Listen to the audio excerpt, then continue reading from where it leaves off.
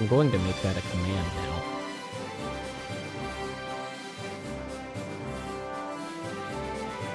Hey fellas, what's up?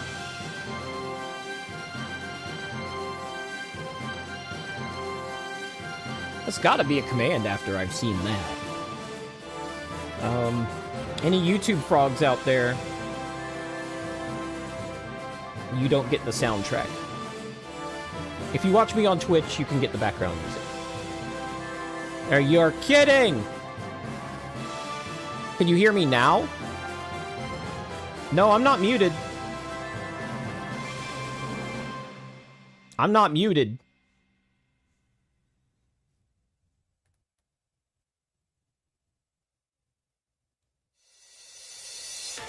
Did you just one-guy me? The music's loud? Fine, I'll turn the music down. Okay, okay. Music go down now.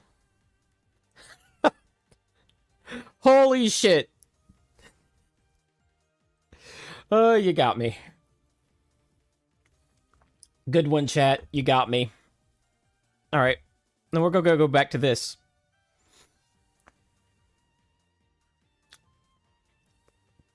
Oh, God.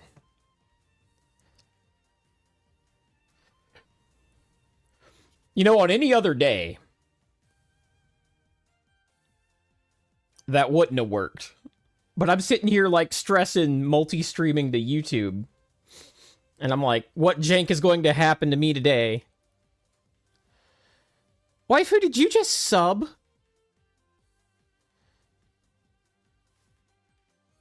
Why? Why would you do that? Thanks, Spicy.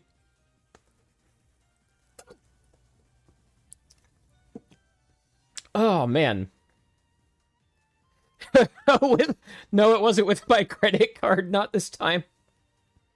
Not this time. I appreciate the sub. Next time, just slip me a $5. It'll be more than Twitch gives me. But I guess you wouldn't get the channel emotes then.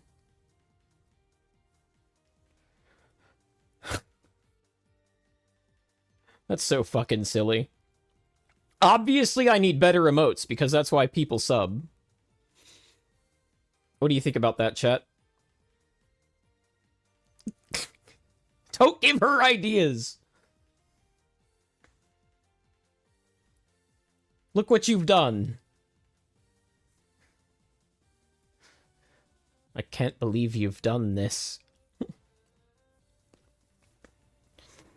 How's chat doing today? It's been a week. It's been a hell of a week. I had to miss Wednesday at work because of how much of a week it was. I mean, yeah. I've been thinking about it. Oh, the white girl drink's gone. I've already guzzled my PSL, which everyone pretends to hate.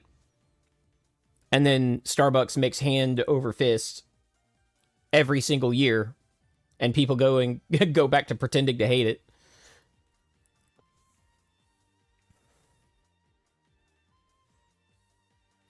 Spicy is weaking pretty hard right now, not gonna lie. Full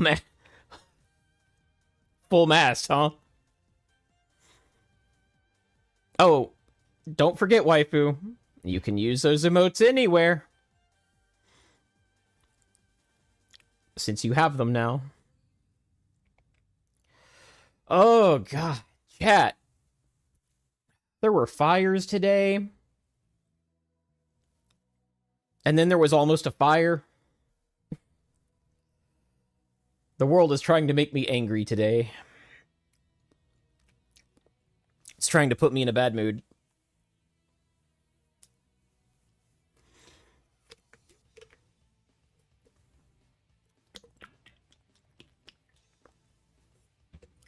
Oh, right, Nick.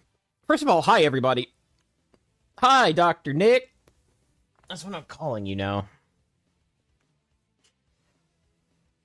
Where do I start? That project for deployment's almost done, so I guess that's great. Spicy. You've already seen it working easier than usual. Go easy on me. It's my first time. And he lied as naturally as he breathed. Hi, everybody! Okay. Alright. Let's get this show on the road. So, does anyone know how hot a laser printer's fuser assembly gets? Hey, Omni, welcome in. Crash outs would make fine clips. I'm trying to be very professional today. I actually have like a whole itinerary so that I don't forget shit the way that I always do. But I'm not going to follow it. Well, not to the letter anyway. There's a lot of good shit in here, and I'm not sure we can get through it all today. And after the surprise paper I found today, I'm going to kind of switch up how I address this.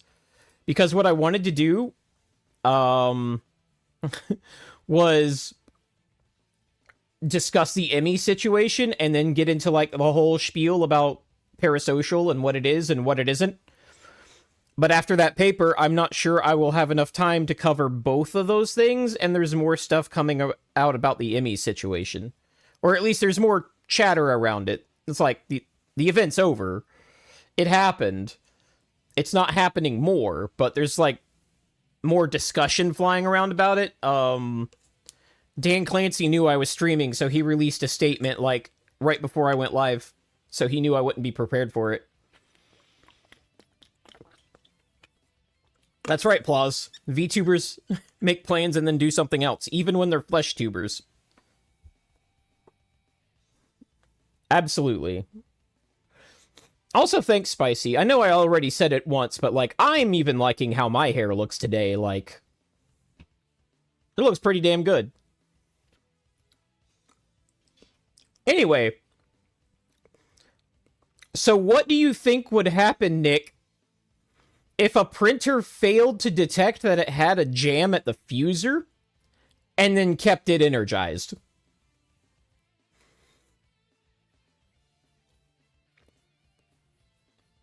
Does anybody know what the auto ignition temperature of paper is?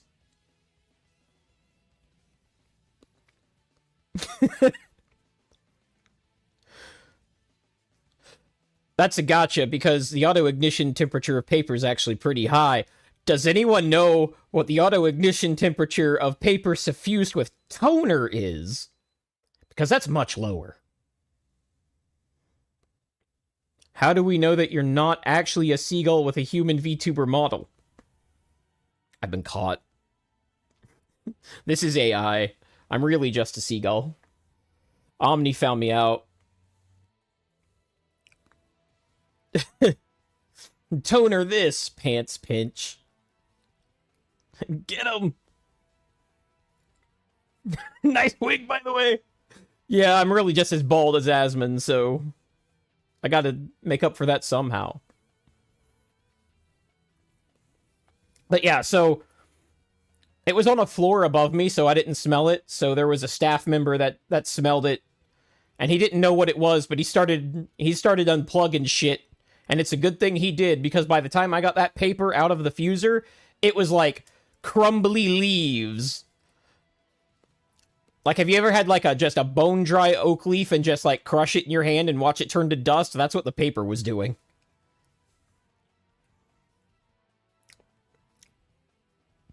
Yes, Spicy. I did get the skin suit with my Fed job.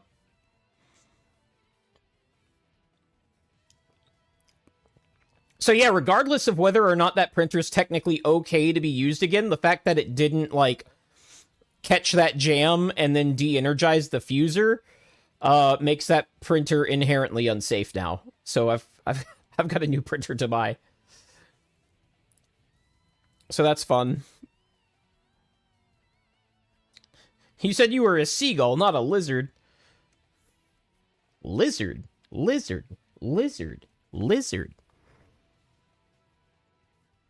God, I drink like a horse.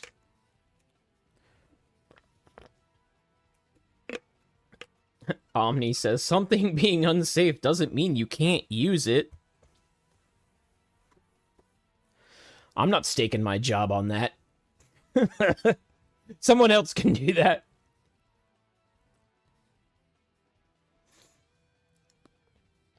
What do you mean as long as it's not the home printer? Do you smell burning paper?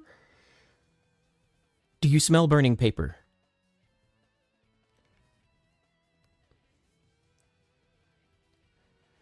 Waifu, do you smell burning paper?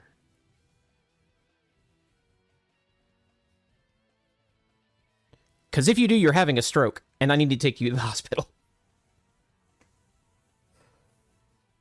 Right. Content mode engaged!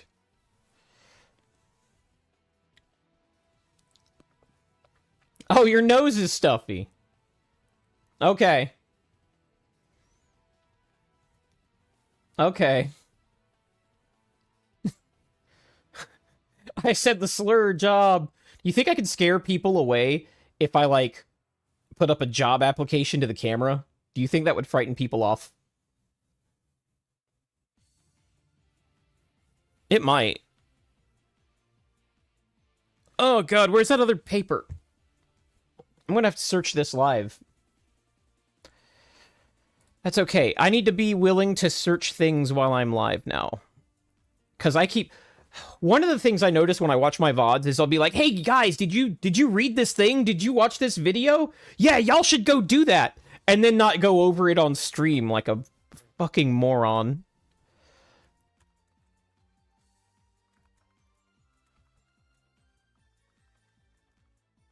This paper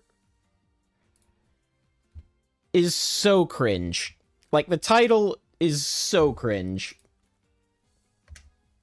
I'm not even sure it's real, but it's going to help me illustrate a point. Let's see. Oh yeah, we can just zoom in on this. I wish I could collapse it. Oh, just view the PDF. There we go. Never title your paper this.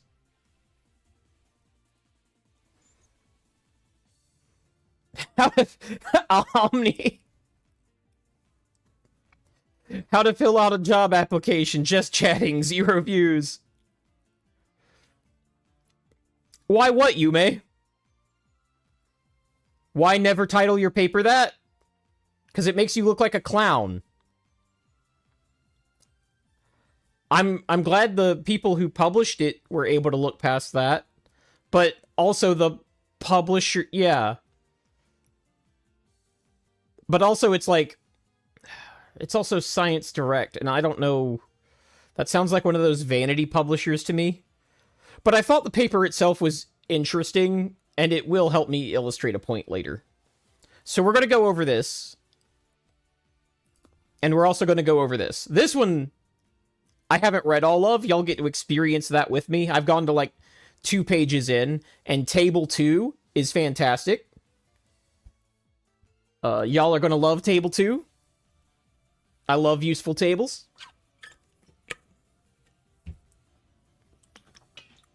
So what are we talking about today? Something I've been trying to talk about for years. I've been solidly planning for months. You ever just lift a cup to your mouth and realize that you knew it was empty before you picked it up? And then got disappointed? How many damn people does it take to write this stuff? Sometimes quite a bit. Because, Omni. So what happens in, like, these research journal things is that some people own some data and they don't want to share it. It's theirs. So sometimes when you have a paper like this, it's because that many people needed to work on it. But sometimes it's because asshole A had data that asshole B wanted and vice versa, and neither of them wanted to give up the rights to it. So then you have like 15 assholes all in that situation, and they all get named on the paper. because you gotta make sure... Spicy says, you gotta make sure everyone gets their cum on the biscuit. That is exactly what is going on. The one I showed had like 20 people credited. This one just says Rachel and Emery. This one... This is just 4 people. From the same, these 3 are from the same university. And this one's from a different one. It's just 4.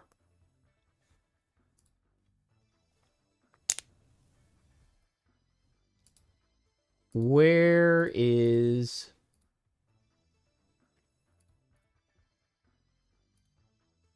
Yeah, I think it's this one.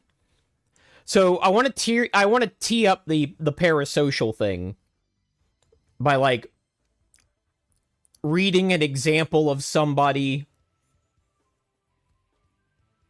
that is using it incorrectly, because parasocial is one of the most incorrectly used words on Twitter, on Twitch, on YouTube.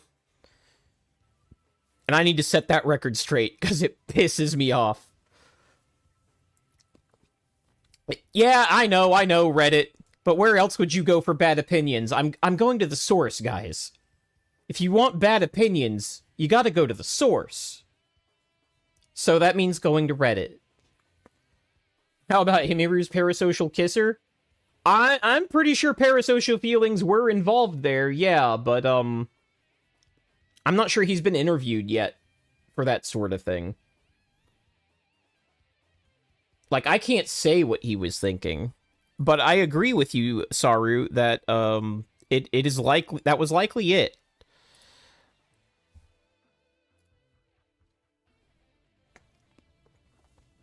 What do you mean in poll, Noodle?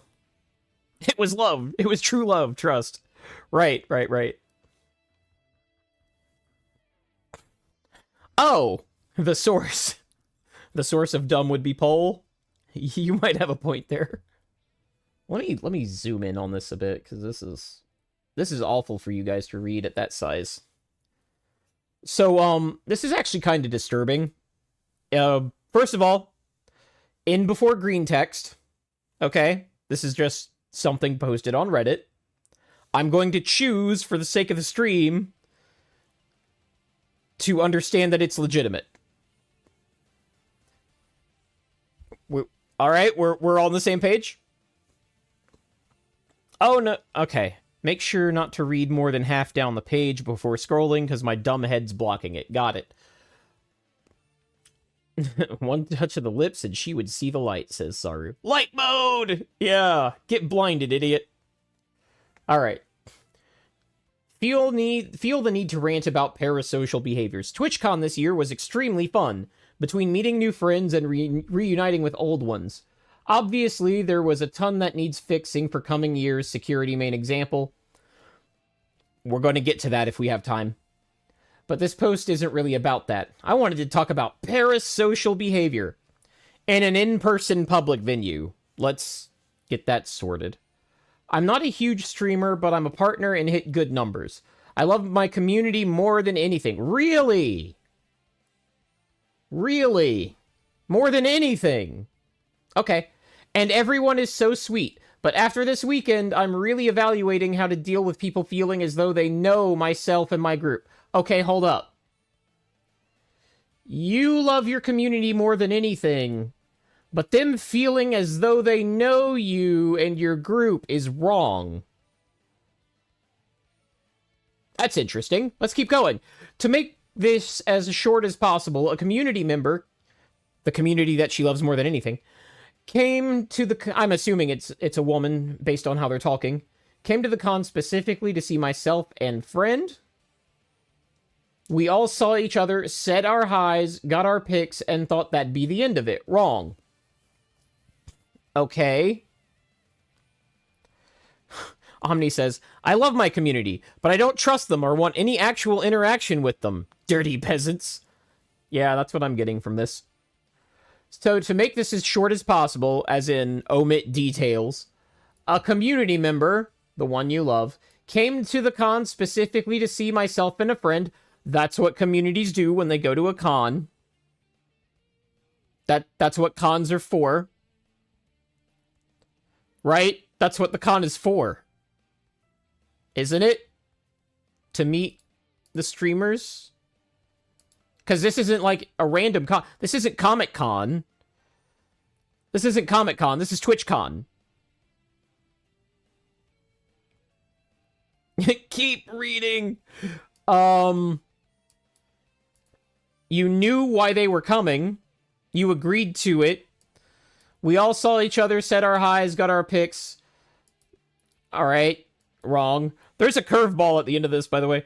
This person kept offering to take us to different locations of the con to see stuff because it's so big. Okay. If I went to a con and I didn't know my way around and I was meeting a friend because, you know, they're part of the community I love unconditionally. Nobody went because they love Twitch. That's right. Sorry, says, I thought cons were for SA and stuff. Apparently. This person kept offering to take us to different locations of the con to see stuff because it's so big. That's what I would do if I were familiar and you weren't. Yeah, free tour guide. Let's go. We politely declined. Okay. We'd try to get away, saying we just want time to ourselves to explore the con, only to find they were consistently following us at 15-foot distance the entire day. Okay, that's a problem. That is stalking. Don't do that. I wonder why they felt conflicted. Let's keep reading and find out. We wouldn't lose them till the next day.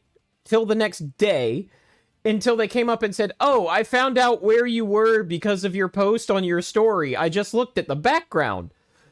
Mind you, on top of this, they were updating Discord of our whereabouts the whole time, using friend stories to see who was all in frame. Okay. That's more than a little creepy. Like, just to be clear, I'm making fun of the author, but that is also not okay. That is very not okay. Later, this person revealed they went to our favorite food location, knowing we already would visit again at some point, looking for us. At some point, they got upset because we weren't including them in plans and such around the convention, saying things like, oh, you invited me to hang out with you guys and you just walked off. Never invited them. In parentheses. I wonder if that had anything to do with vague communication about coming to take pictures.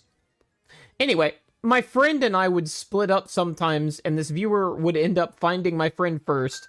Then we stumbled into each other and had to text them to make sure they were okay. Luckily, nothing terrible happened, but it was more off feelings of this viewer and feeling like we were walking on eggshells. Overall, it made me sick, and I actually avoided seeing people if I knew this viewer was clinging to them. It just makes me sad because they're such a nice person during streams and make the streams a lot of fun. So the way this was initially presented, you could get confused into thinking I'm clipping red. Hold on. Let me get softer cuz I'm obviously excited right now. Okay. Let me know if that's better. So, the way this was worded, you could be forgiven at the beginning for thinking this was like a random chatter she barely knew. But it turns out they're a major part of her streams and makes the streams a lot of fun, so they probably interacted a ton. But now I have a really gross view of them, and I can't see them the same after this weekend. I can imagine, because regardless of what led up to this, that behavior was creepy as fuck and out of line, and in most states, and I know in California, they committed stalking. So, there's that. Does anyone have advice how to handle things like this in the future? Edit. I feel like I should add this. This person also, most likely, quotes, knows too much info on some of our group. Reasons not included for safety. Fair. This includes real... You just said you weren't including the reasons. This includes real names, addresses, and things like that. My worry with banning and moving on is what if they decide to leak everything out of anger? Overall, crappy situation, just feels like we're stuck complying. Yes, that's called blackmail, and that's why you have to rip that band-aid off and handle it, regardless of what you think the reaction might be. Waifu says, sounds like a regular. Yeah, sure does, doesn't it? Oh, welcome in, Nero. Motherfucker, dude, I saw the notification. It was like, hell yeah, stream. Then I fucking look up on my phone and I'm 25 minutes late. Dude, Twitch does that to me all the fucking time. All the fucking time. I fucking hate it. Lirio says, the fuck does he have this info for? That's a very good question. Sounds like a whale? It does sound like a whale. Nero, RM has blackmail on me, so I can't moderate him. Damn straight. Let's see. There was another comment in here from OP. That's not parasocial. That's literally just stalker. Yep. Everything after we declined is simply being a stalker. I agree. There was one thing that they said. Oh, this person's like, make sure he's not a mod. This is how you handle this. I agree with all of this, but we're not reading that right now. He's not a mod and never will be, especially now. I did update my mods yesterday, the situation of everything. Some want this person banned immediately, and others, like myself, don't want to tick him off due to the sensitive info he may have. Why does he have that? What type of announcement expectations would you say to let the community in the Discord know? Genuine question, because I feel as though just saying, hey, don't follow me around is kind of a given. It's not. You're at a convention. You're at a convention to meet your fans. Hey, don't follow me around is actually not a given, especially if you're normally friendly with each other, which you imply that you were.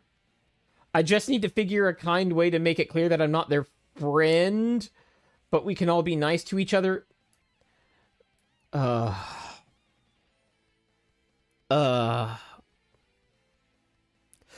Chat, what was the first sentence? Hi, Dimmu. What do you mean shame for no ping? The ping happened. You might not be in the group that gets the pings. I might have to put you in that group.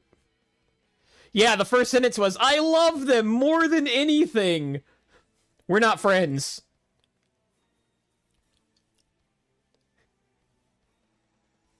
There was another... Yeah, this person was asking them, like, how they knew this information. RM, make a roll for stream notifs. Yeah, I'm getting there. There should be a roll, actually. Fine. I'll fix my Discord shit. Remote announcements. Yeah. Oh, I will have to fix that later. I know the problem now. Oh.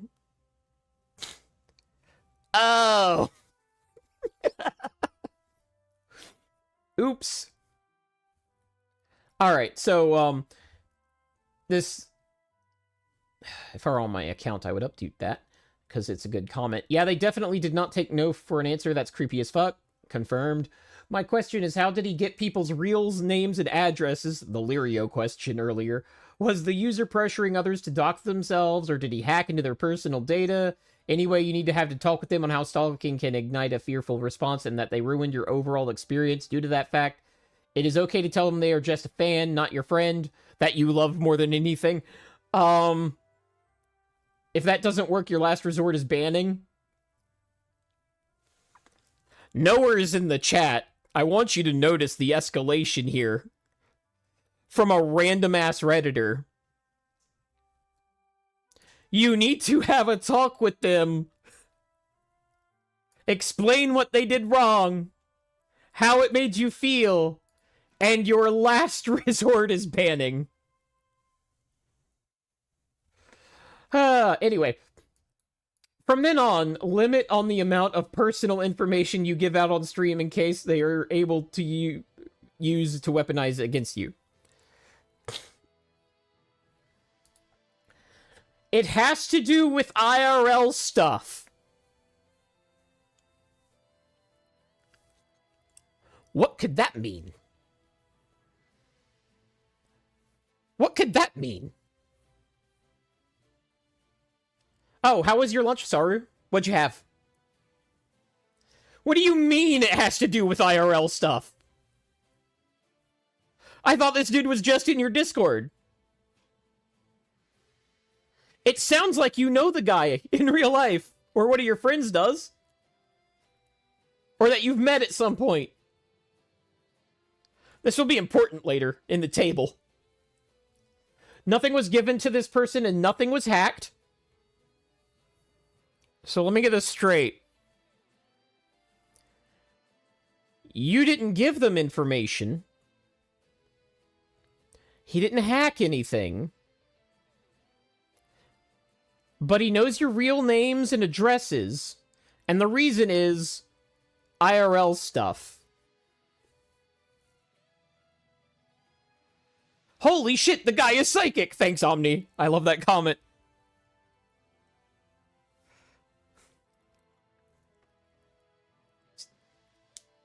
Sweet chili, green onion, and boiled egg. Nice. Nice, that sounds good. So, you didn't give him any information. He didn't hack your information. He's got your names, your addresses. And the reason is IRL stuff. And the reason you don't want to tell anybody how he knows that stuff in your edit, which I'm sure is related to that comment, the reasons are not included for safety. What do you mean, most likely? This is getting sus as fuck. Must have been the wind. That's right. It must have been the wind. Yep. You're right, Noodle. Must have been the wind. It's a weird situation, especially to explain without but the way they know it is technically legal, but extremely weird. What does that mean? You ran into each other, is what that tells me. You have met. This is not just a rando from your Discord. You already knew him. And now he wants... Of course he felt entitled to follow you around the con. I'll definitely have to see about talking about it all with this viewer just to let them know boundaries. I don't actually know what I'm saying is correct, but it sure fucking seems like it would have to be something like that. Yeah, Illyrio. Maybe he's a tier 4.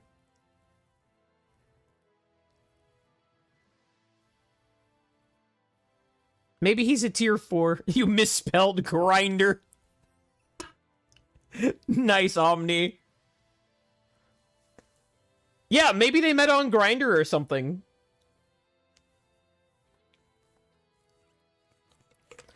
That's how one performer I know got her stunt dicks.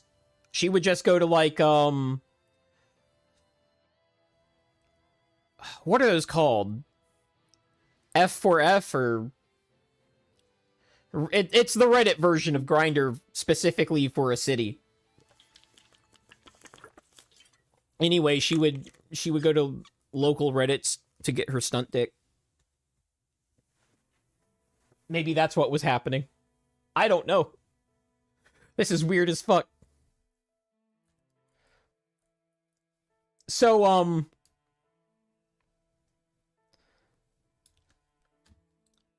she calls it Parasocial. So we're going to get into what that actually is. Because what is being described here is not parasocial. It's not even close. It's not even close. Technically legal, but weird is still getting to me, says Lirio. Hi, Snacks! Welcome in. Do you mind if I call you Snacks here? I don't have the chat saved. Obviously, it'll be on the VOD, but, like, how do you want me to call you in Twitch?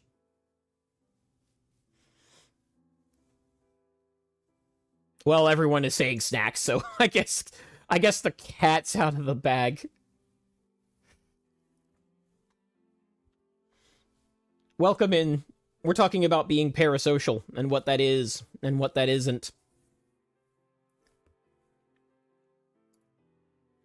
On that note, now that we've all read that article,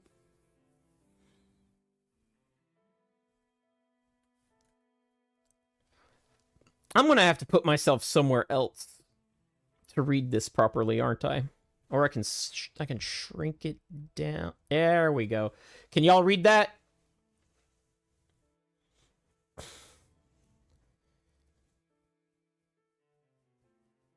Can y'all read that?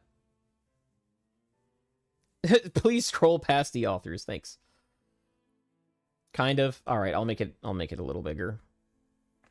That's not as cut off. I'm on mobile, I can't read shit. Fair enough. Well, you can just, like, trust that I'm reading it right. Now, early in the abstract is when I knew this paper was not going to have some of the flaws that the other papers that I read about this topic typically fall for. In fact, let's read one of those first, because it's easier reading and shorter. It's from Psychology Today. Not exactly the most reputable source, but this article's useful, so we're going to skip to it first. Do people use YouTubers to replace real relationships? I can already answer that. It's yes. Remember what we were talking about the other day about personality porn? I need a nap. Just read to us, Poppy RM. Thanks, Saru, I will.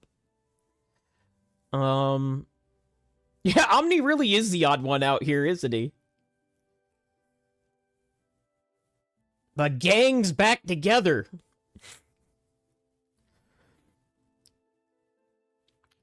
Anyway. Addiction to personality porn. I don't know if you were here for that stream, Whirl, but I think you saw the VOD of it. I was talking with chat and came to the realization that the way a lot of VTubers and some Flesh streamers run their chats is kind of like the relationship equivalent of pornography. And I was making that observation specifically in reference to idol culture. So if you don't have idol kayfabe, this does not apply to you. But, like, the idol kayfabe with the, like, saccharine relationship that's never bad, only good vibes. We were talking about how that was kind of like the relationship equivalent of pornography. The companionship equivalent of pornography in the way that it hijacked your brain. So it's interesting seeing this in that Psychology Today article, though they published this in 2019, so they beat me to it by quite a bit.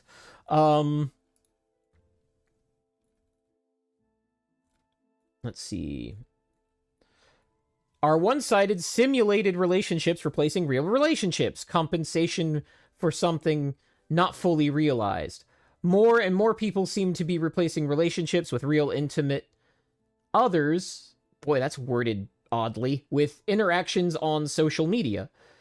Is this necessarily a bad trend, or is it perhaps superior to dealing with messy, potentially risky, traditional human relationships? Yeah, because relationships with YouTubers never get risky or messy, right, chat? That never happens. Video-intensive platforms present us with a massively diverse array of YouTubers, officially called creators, which this person says has religious overtones. I think he doesn't know what creators means, and it's used like workers and has no religious overtones at all. By the way, you will notice as we go through these articles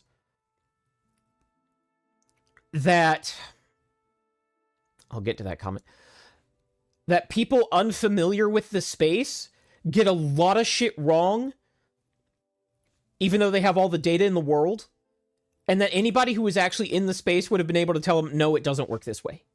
Like, beyond an opinion point of view. Just an auto-ethnographic, no, that's not how it works. You know, something Kirsche and Invented could agree to. Let's see. Arm's wife who says, I thought beating you was my job. She admits it! She admitted it! She beats her husband. Get her! Omni says, way to make it all weird. Does that mean me watching my brother's stream is like watching porn? I don't know how to feel about that. Your brother does not have idle kayfabe, so you're safe. Oh, hey, it's the potato! What's up, man?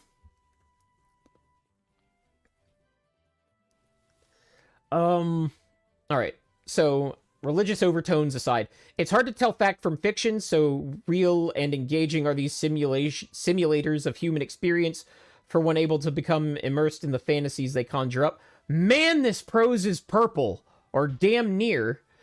The trend is toward greater self-disclosure, and highly personal revelations are powerful in creating a sense of real connection with virtual partners.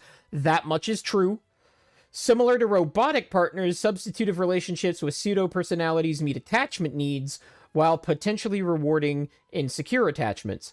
For dismissive attachment style, not needing actual people works great. For anxious attachment, knowing that what you want is going to be there 24/7 is a huge relief. Alright, so he's steering back into stuff that's actually correct.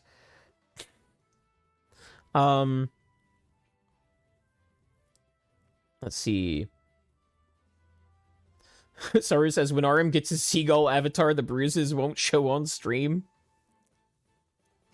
Oh my goodness. You're not wrong. You're not wrong. I'm going to whip that out anytime I look bad. Let's see. Given that there are over 5 billion YouTube videos up and watched daily, with 50 million content developers and an average session length of 40 minutes, man, these people need to get more stamina. My average YouTube session is way over 40 minutes. Understanding how YouTube works psychologically, for better or for worse, is a smart move.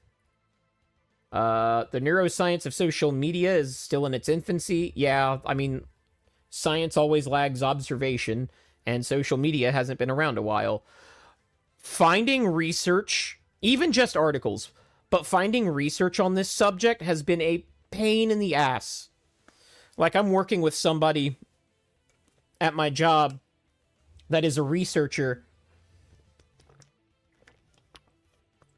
and they can tell me shit like, oh yeah, that is totally true, but there's no papers on it, and we can't say that scientifically yet. And we don't know shit about this subject, make it up. This is a researcher, like, he's well through the doctorate program. He's probably going to make it. Like, he's probably going to have a PhD before too long. Like, and he's like, yeah, the thing that you are researching on your own has barely any research on it, and nobody knows what they're talking about. As you're going to see in a minute. Yeah, only a PhD. Look, there's PhDs and PhDs. Like, there's some PhDs, is it professionally wise to get into this? No, let's keep going. The neuroscience of social media is still in its infancy. Research has shown, for example, that image-based social media blunts feelings of loneliness and isolation. I think we can all relate to that. In addition, different social media platforms can meet different needs. Research suggests that Snapchat, Instagram, and Twitter serve overlapping but different social and emotional functions, with the primary psychological factors being compassion with other people, feelings of trust and bonding, and finding groups with attitudes and interests aligned with one's own. Oh, we just call them piled higher and deeper. I'll PHURD. Thanks, Snacks. More narcissistic people on average post more photos of themselves, put more out on social media, and are self-promotional with a tendency to portray themselves grandly rather than exhibit true leadership. While hard science on how social... There's no such thing as hard science on how social media affects the brain is limited, early neuroimaging work suggests that too much social media is associated with damaged connections between right and left hemispheres of the brain, as seen in the main tract between them, the corpus callosum. Yes, we know that. I think anybody reading psychology today could be assumed to know that. It makes sense to hypothesize that people who... This guy loves to hear himself talk more than I do, but more importantly, he loves to sound smart. It makes sense to hypothesize that people who are disconnected from flesh and blood others would find many emotional and biological needs being met by videos that are designed to draw people in. He said videos, which address individualized topics resonant with viewers' particular emotional needs and personal struggles, and which deliver new content on a daily basis, avoiding boredom and repetition. They present a manicured version of a relationship free from many of the emotional risks of relationships. Now we're going to get to the stuff that I thought was really interesting in this article. Nero says, and how does this affect the current geopolitical climate? I've got opinions on that. Idle Kayfabe mentioned Pog. How far behind are you? Am I getting that thing Nero had where when I'm multi-streaming to 2 platforms, the delay goes through the roof? Is that what's going on here? Alright, chat, I'm going to do something. No? Oh. I don't know then. I'm going to clap. And when I'm going to clap in real life, and then I need you to send the clap emoji when I do it. Oh, delay goes through the roof just mentioned? That's kind of big. Okay, that's not that much. That's not that much. Honey Badger. When using very personal videos, many of which provide guidance, closeness, and warmth, ASMR is an especially good example with auditory stimulation and intensely personal presence. So there's calling out intimate content. Do people who experience a deep sense of... Is pause here because this paragraph confuses me because it sets up a question and then doesn't ask it.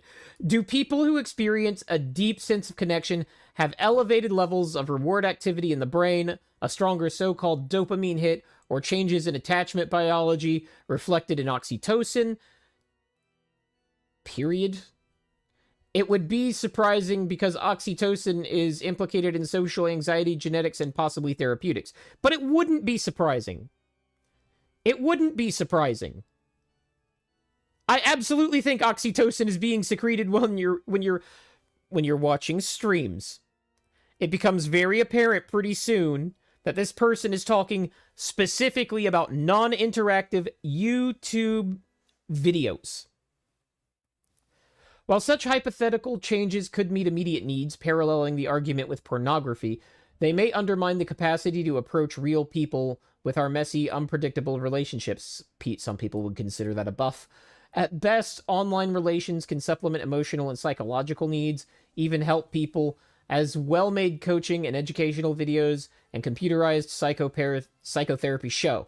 On the flip side, overuse of online connection becomes a kind of personality porn, replacing healthy relationships, reinforcing dysfunctional relationships, and causing detrimental psychobiological changes. Idle kayfabe, toxic positivity. Wear thigh slap. There we go. That probably did not pick up on the mic at all, but I did it. All of these... Honey Badger. Pog, 1 out of 10. All of these qualities are close to what a real two-way relationship might offer. Arguably, for many people, asymmetrical relationships with YouTubers can be a huge saving grace. Therapeutic and potentially an emotionally and physically safer alternative than actual human beings. People might, for example, perpetrate abuse or otherwise take advantage of someone vulnerable, whereas this apparently isn't a risk with YouTubers. What do you mean this isn't a risk with YouTubers? No YouTuber has ever taken advantage of their audience, psychologically. Yes, I thigh slapped on jeans. It kind of hurt. What do you mean that apparently isn't a risk with YouTubers? This is why it's so hard to find good articles on this stuff. They'll have like a good section and then some more good section, and then they'll say something like this because they're not familiar with the space. They're psychologists. They're not familiar with the space. Everybody here could say like, source. Thank you, Noodle. Noodle says, source, I made it the fuck up. Pants check, you have to stand up. I am wearing pants. I thought about that beforehand. I actually was like, do I stream pantsless today? And then I thought, maybe if I accidentally stand up without changing scenes, that could be a problem. So yes, I wore pants. Holy shit, a unicorn. Thanks, Lirio. Simulated relationships with online personalities, especially when addictive, can forestall growth and development, replacing true intimacy and connection. The unpredictable, ineffable experience of taking emotional risks to get close to others with something ultimately unnatural and growth preventing. New research on YouTube addiction. Kaviri says, have you ever seen ASMR on YouTube? Once, because it came up during a live stream, and I noped the fuck out. Anyway, a recent study... actually, I'm going to linger on that point. Watching actual cam girls and talking to them interactively was less weird than watching ASMR. I'm just going to throw that out there right now. The ASMR was weirder. I also react to JOI that way. Not that I would know. A recent study digs into how and why people use YouTube to replace relationships with other people. Researchers, I am not even going to try and say that, from the Psychology Institute of Université Paris. Not saying that either. God, what a made-up language. What a made-up language. Following an internet addiction model, providing at-risk users with parasocial relationships that supplant real relationships while feeling totally authentic, maybe even more real than real. More real than real! This is the 2D is greater than 3D, people. Oh, the subbies can throw up the, Oh, do I have that as an emote? LeChad. Where is LeChad? Guy's name is Unga Bunga. Hyper reality in the digital world. Defining parasocial relationships, they write, YouTubers can be described as publicly overexposed active users who share their personal information and personal interests through video content with the rest of the users. The viewers, who remain mostly anonymous... That feels like that should continue. YouTubers engage in self-presentation and, to a certain extent, in self-disclosure in order to build and maintain relationships with their viewers. However, these relationships between viewers and YouTubers are not classic social relationships, as they are not reciprocal. Which right there tells you they're not talking about live streams. I don't have Chad. I'm going to have to put that in, like, the follower slots. I don't have anything in my follower slots, because apparently if you raid, the follower slots are not usable in other channels. So it can it can ruin raid messages. Not that I raid at all, but, what do you mean, holy snipe? Oh, shit! Thanks, Kaviri. Thanks for the gifted to Gallos, the Giga Chad. They are not reciprocal. They can be compared to relationships with traditional TV characters. So we know at this point in the article, they're not talking about live streams at all. So just, like, throw it out the window. Except for that part about intimate content doing worse things to people. Oh, didn't open that. 1 sub equals 1 snack stolen. Dude's the fuck asleep right now. He better be anyway. Kaviri, why are you awake? Anyway. Not my problem. YouTube, they note, is not full-on social networking. Citation? Rather than fostering connections among users, YouTube focuses on passively viewed content, interactions with content generators, creators, like YouTube smartly and dramatically markets, and other users. Creators is not YouTube specific. That was not true in 2019 when you wrote this. That has never been true. Cam girls were using the creators label in 2019. Kaviri says, I don't have... that's fair. Because Kaviri said he'd be awake. Duh.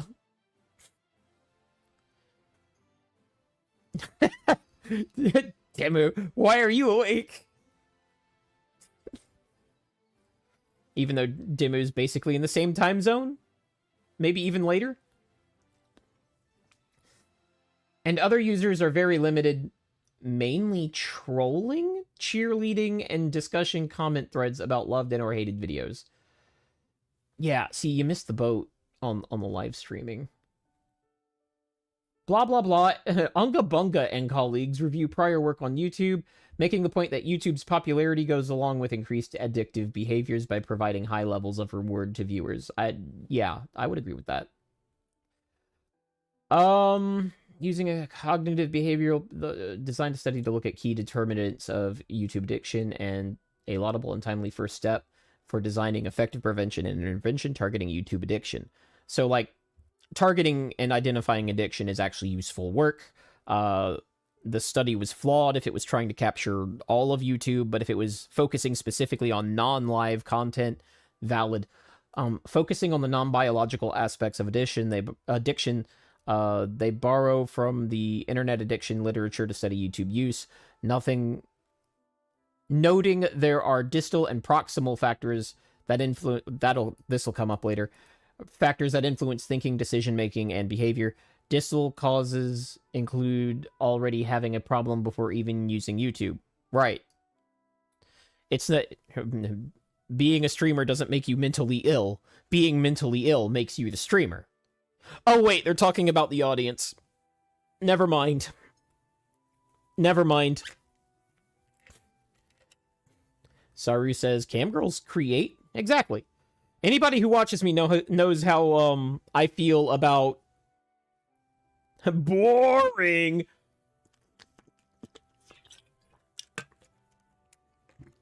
Anybody who watches me regularly knows how I feel about cam girls. When I talk about them, I'm not being negative. If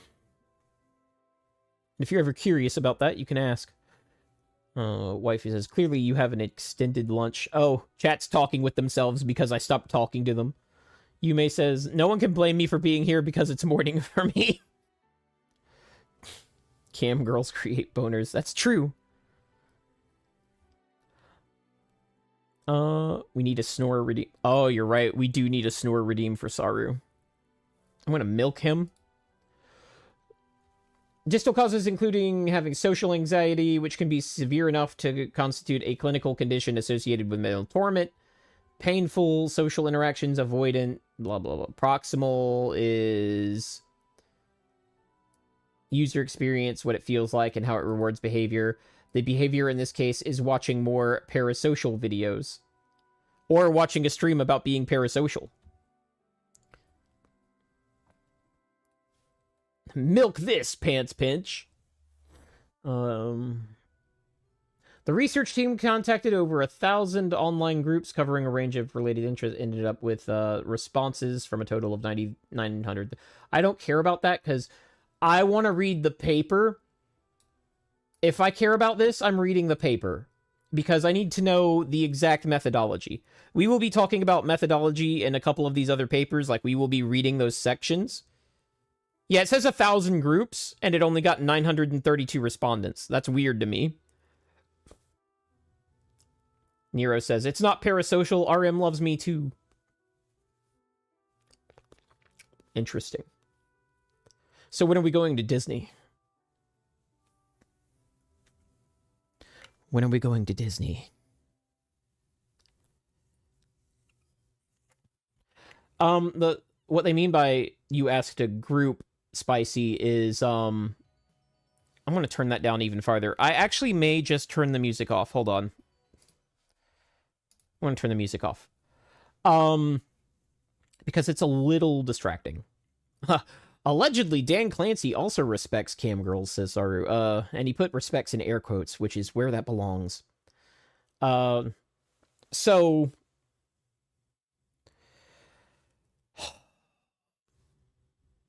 what they'll do is they'll, like, find a moderator or something, and they'll send the questionnaire to the whole community. And that's how they'll do that. Or they'll go to Reddit, and they'll just post it. In fact, in the Cam Girls Reddit, that behavior is specifically disallowed for what I hope are obvious reasons. They get a lot of requests for research. Let's see. Nero says, nah, the wife is planning to leave me, RM, and Lirio with the baby while she goes. Okay. So, measurement tools included the internet addiction test, modified reference, you do. Okay. Buyer beware. Yeah, we got through the interesting part of this article. We can exit now. So, we'll read the paper that I like less first, and then we'll get to the new one that I haven't read yet. Actually, let me check my ads, because I think I ran over. Did I run over? I got too absorbed in what I was doing. Ads starting soon. Oh, nope, they... Yeah. Yep, I ran over. They already ran. They already ran. Professional streamer.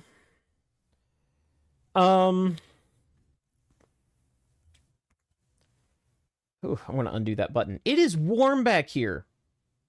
I'm undressing for you, chat. It is warm back here. So, the 1.5-sided parasocial relationship, the curious case of live streaming. I'm going to say it again. I said it at the beginning. Please don't title your paper like this. Holy shit. Department of Communication, Appalachian State University, and some group. Abstract. Parasocial relationships have traditionally been conceptualized as a one-sided... Traditionally is doing a lot of heavy lifting here. You mean defined as one-sided, non-reciprocal relationships with media figures. However, the proliferation of online media, micro-celebrities via live streaming has shifted. I'm gonna change something up here real quick. So that... Yeah. Okay. Has shifted the nature of the parasocial relationship away from the classic one-sided relationship towards a 1.5-sided relationship characterized by the potential for reciprocal communication,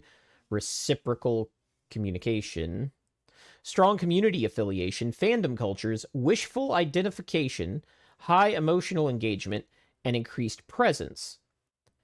This paper explores the theoretical and practical implications of this shift, specifically within the context of live streaming on Twitch. We're switching this back. I see glizzies being spammed. Oh, fuck ads, just sub. Thanks, Yume. Thanks for doing that corpo for me. Where's your jacket off, Redeem? I'm too busy. Jacket off. Let's see. Saru says, if it's reciprocal, isn't that automatically two-sided? It is. It is.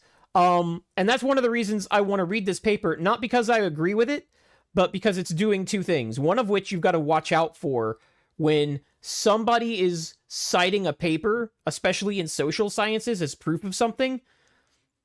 Because I'm involved in this process a bit, I pick up on things that not everybody would pick up on.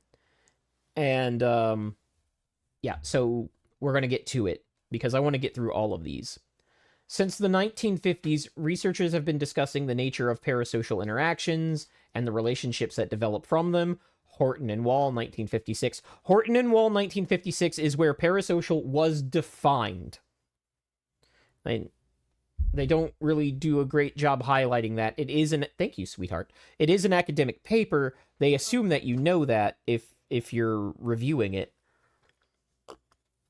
Historically, parasocial relationships, PSRs, probably from here on out, have been conceptualized as one-sided, intimate connections with a media performer based on repeated encounters. Now, when they say one-sided, what we don't mean... Yeah, hydrate, redeem. What they don't mean is that it feels one-sided. What they mean is that it is structurally one-sided. Like, if this were just a VOD and there were no chat, there would be no way for me to know you exist. Let's also assume I turned comments off. So you can't comment. There's no chat. I make the video. I don't know who anybody watching that video is at all. Or you're a lurker. You've never interacted. I don't know who you are. That's one-sided. I literally do not know you exist. Is what one-sided means in this context. Waifu's been on before. She could be on again if she wants to show up. She's already face revealed. RN hates us. Why do I hate you? Why do I hate... Oh, right. Because I say I don't know you. In traditional parasocial relationships, a person extends emotional energy, interest, and time in the relationship, while the other person, the media figure, is unaware of the other's existence. This also extends to, like, characters in a book. So, or anime characters. So when you think one-sided relationship, don't think, person that you vaguely know and that vaguely knows you. Think character in an anime. You must hate me then, if you turn off comments. Odd phrasing, Saru. Odd phrasing. Wonder why you picked it. In traditional parasocial relationships, the person extends emotional energy, interest, and time in the relationship, while the other person, the media figure, is unaware of the other's existence. So they got to the part I got to earlier. There is no reciprocal, i.e. two-way interaction between the viewer and performer, so completely unlike a live stream. It is the one-sided nature of these relationships that makes PSRs unique and distinct from other kinds of social relationships. Put another way, PSRs are unique because one person, e.g. the viewer, develops an emotional connection with another person, e.g. the media personality, that is not reciprocated. Apart from the one-way nature of the relationship, the defining features of the traditional PSRs are their broad reach and restricted access. That is, these relationships restricted access. Pay attention to that. That is, these relationships often influence a vast number of people, even though it is very difficult to directly connect with the on-camera media figure. For example, fan mail and in-person meet and greets are largely the only opportunity for people to meet these kind of traditional celebrities. The waifu says, the milk was for Saru. How could you say that? That one girl in this anime loves me. Ragey! Thanks, Noodle. Nero says, never mind, he didn't thank me for my milk. It's going back to RM. I just want to feel included. Thanks, Nero. Despite the lack of reciprocity... Oh, by the way. For example, fan mail and in-person meet and greets are largely the only opportunity for people to meet these kind of traditional celebrities. Despite the lack of reciprocity in PSRs, these relationships are considered significant to the viewer and their daily lives. For instance, when David Bowie died, waifu was very distraught. That's not what the paper says, but that's the example I'm going to use. She still doesn't like me joking about it. Are you oohing? The most manipulative noise on the internet. Ooh. All right, so I'm going to read it for real. For instance, we often seek information from our favorite newscaster as they are perceived as a more credible source of knowledge. Sometimes we even shift our behaviors to align with our favorite celebrities to reflect their personality, characteristics, demeanor, or fashion sense, especially fashion sense. Notably, this can even happen when the on-screen figure is fictional. While research into PSRs focused on newscasters and home shopping network presenters, PSRs have also been discussed through the lens of sports, fictional television and movie characters, and video game characters. The first discussion of PSRs centered around online media performers was first discussed in the 2000s in the context of micro-celebrities and social media influencers. Senft 2008 coined the term micro-celebrity to broadly refer to an individual who has amassed a collection of followers in an online context. This new kind of celebrity differs from the traditional concept due to their often exclusive internet presence, niche-related content, and accessibility and reach across online networks. Even though micro-celebrities typically have a smaller scale of viewers or followers, or fans, than their traditional television or film counterparts, their ability to influence their viewers is amplified due to their higher likelihood of potential interaction. This accessibility to the media personality has fundamentally changed the nature of parasocial relationships that form between viewer and performer. No! It hasn't. Parasocial is still parasocial. We will get to that in a minute. Lara Croft was programmed to love me. I'm sure she was, Saru. Omni, yo, what low point do you have to have reached in your life to be jerking it at home to a shopping presenter? I don't think they're exclusively talking about jerking it, Omni. But, you know, some of those 50-year-old ladies are pretty cougary. Saru says, hey, those old JCPenney catalogs had some spicy lingerie sex. They sure did. On that note, I got in the mail the other day a Christmas catalog. And you know what? You know the only thing that Christmas catalog did to me?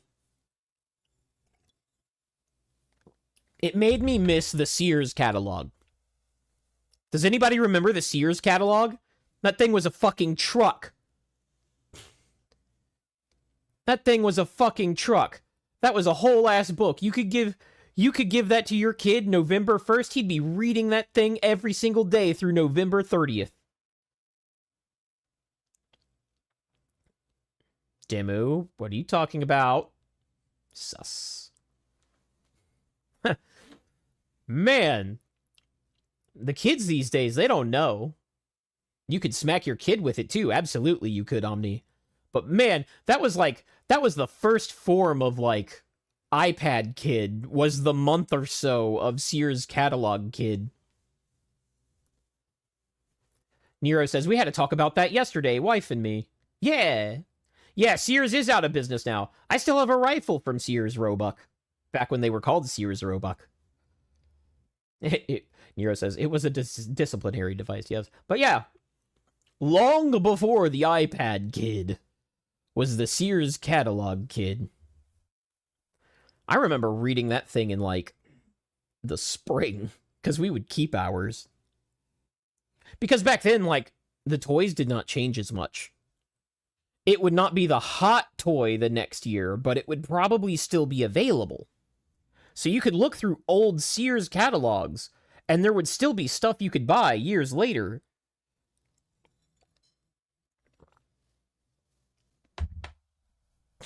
So my parents kept those things around the house. And if I got really bored, I'd pick one up. Then they made the mistake of buying me Legos. And then they made the mistake of buying me video games. Bad call. Nero says, and before that was the Slinky Kid, the one that served no purpose, but brought a smile to your face to push down the stairs. Yeah. Every parent has done something to remove their kids from the equation. It used to be kick us the fuck outside. Then there were indoor things they could do. Sesame Street kids actually got, they were damaged. Sesame Street has actually been shown to, like, make kids not so smart. So that was fun. But yeah, parking your kids in front of the radio used to be the thing that they would accuse irresponsible parents of doing. And then it was putting them in front of the TV. And then it was, it's whatever. Keeping them inside and having them read books. Yeah, go outside and find a stick. Nero says, that's called abortion. Damn. Yume says, I messed up and didn't prepare any snacks. Now I'm actually hungry to eat a Haunts. Be right back. All right, Yume, go get food. We're going to keep going. Waifu, when you say climb a tree, my head goes to the gutter. Because you do like to climb trees. Pick your switch. All right. This literature review will discuss the changing nature of parasocial relationships and make a case for how live streaming engenders unique parasocial relationships that differ in scope and influence as compared to a traditional understanding of this concept. We are framing this new dynamic as 1.5 way rather than a traditional one-way parasocial relationship. Okay, this sentence is basically the whole purpose of this paper. Please use my terminology. Is this whole paper. I want to define this thing, and I want other people to use it. That's what this whole paper is about. Please use my phrase in literature. There are so many papers like this. It's like, I want to coin this term that is used in literature from here on out. Please use it. Especially when it comes to the soft sciences. That is everywhere. Lirio says, unexpected family hang time piece. Enjoy that, Lirio. Enjoy your family. There's always VOD. Let's see. Hero says, Taylor Swift writing a song about RM's tree. Oh, please don't. Not from her. Anyone but her. I'd rather, like, Christina Aguilera do it, or maybe Britney Spears, or anybody but Tay-Tay. Take care, Lirio. Let's see. Ooh, that light is bright. The difference between these lighting zones is actually kind of giving me eye strain. If that gets bad, I'm going to the seagull. Okay. This new terminology accounts for the potential reciprocal interaction between a streamer and their audience. That is not parasocial. The theoretical foundation of and interpersonal implications for the uniqueness of these new 1.5 PSRs are outlined more in detail below. Yeah, so I don't want to get too far into a lot of this. Like, we already know what the foundation of live streaming is. Let me skim this real quick. For the word traditional, because they say traditional. They say some things about that.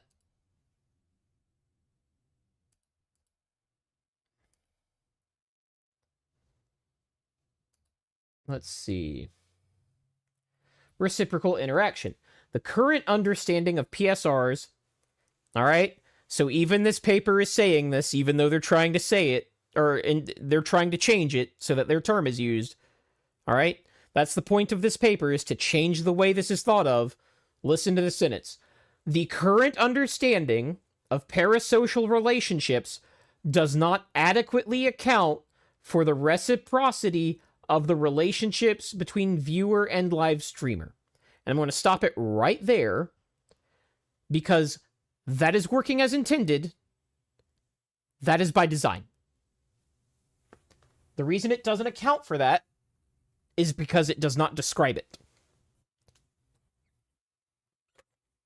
But what they're saying is that under the current definition of parasocial relationship, reciprocity cannot exist.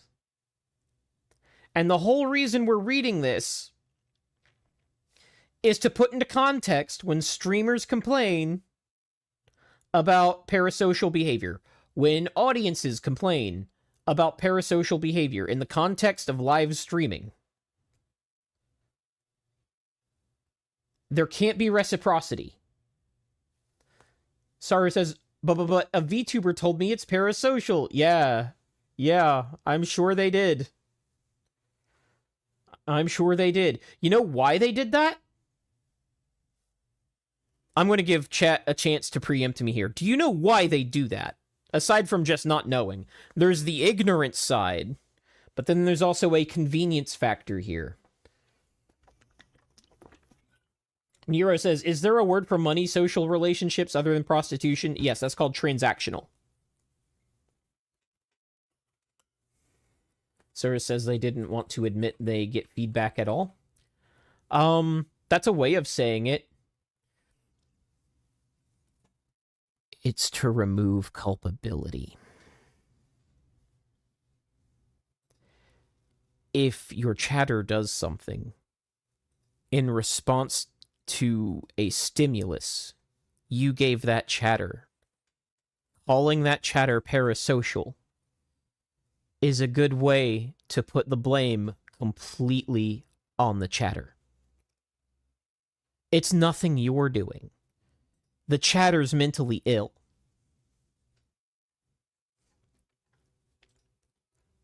And then the next stream they'll go, I'm so parasocial towards my chat. It's so inappropriate. I'm as bad as you are. Very next stream. Very next stream. They will on the one hand go, this parasocial behavior, putting the blame on the chatter entirely, is a mental illness perpetuated by you. And then the very next stream, draw in their audience with, I'm just as parasocial for you as you are for me. Which big word? Transactional? Nero says, but it's fine because she says she's my wife. We're gonna get to that. Whirl says, why does that sound familiar? Oh, welcome back, Yume. Your parasocial behavior is bad, and my parasocial behavior is good. Oh, culpability? I'll say that again. Culpability. Culpability. Culpability. Aware. Aware. Nero says, isn't being mutually parasocial the antithesis of parasocial? Yeah. Why does it say mod alert in my multi-chat? What the fuck? That's new. I just installed Stream Elements last week. This is my first stream with it. So, weird shit is happening. I think it's because you added me. It was like, hey, you might want to try and mod this. It was alerting me to strange behavior. Mod. There's a mod. Scatter.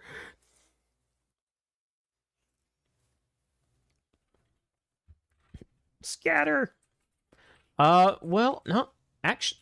Oh, it is because she is both a mod and tagged me. It gave me a special alert. No one else is getting the special alert. Can you tag me again, waifu?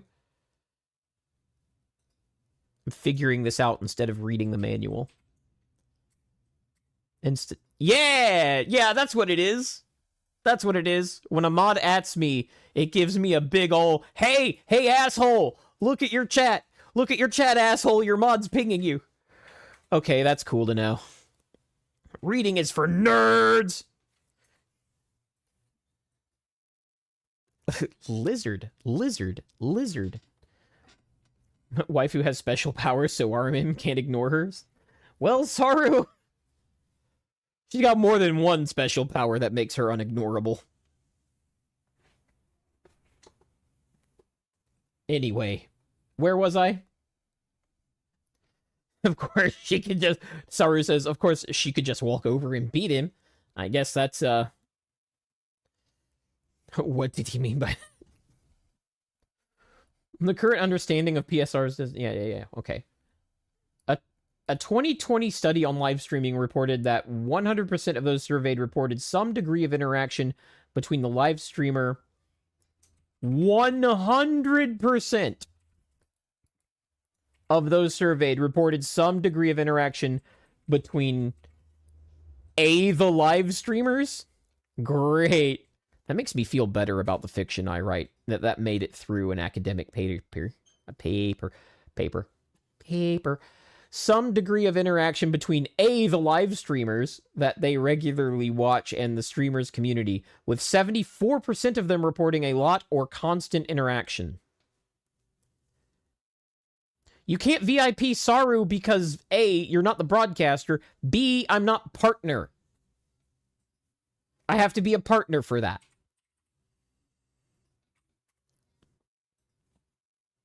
Yeah, 100% Saru.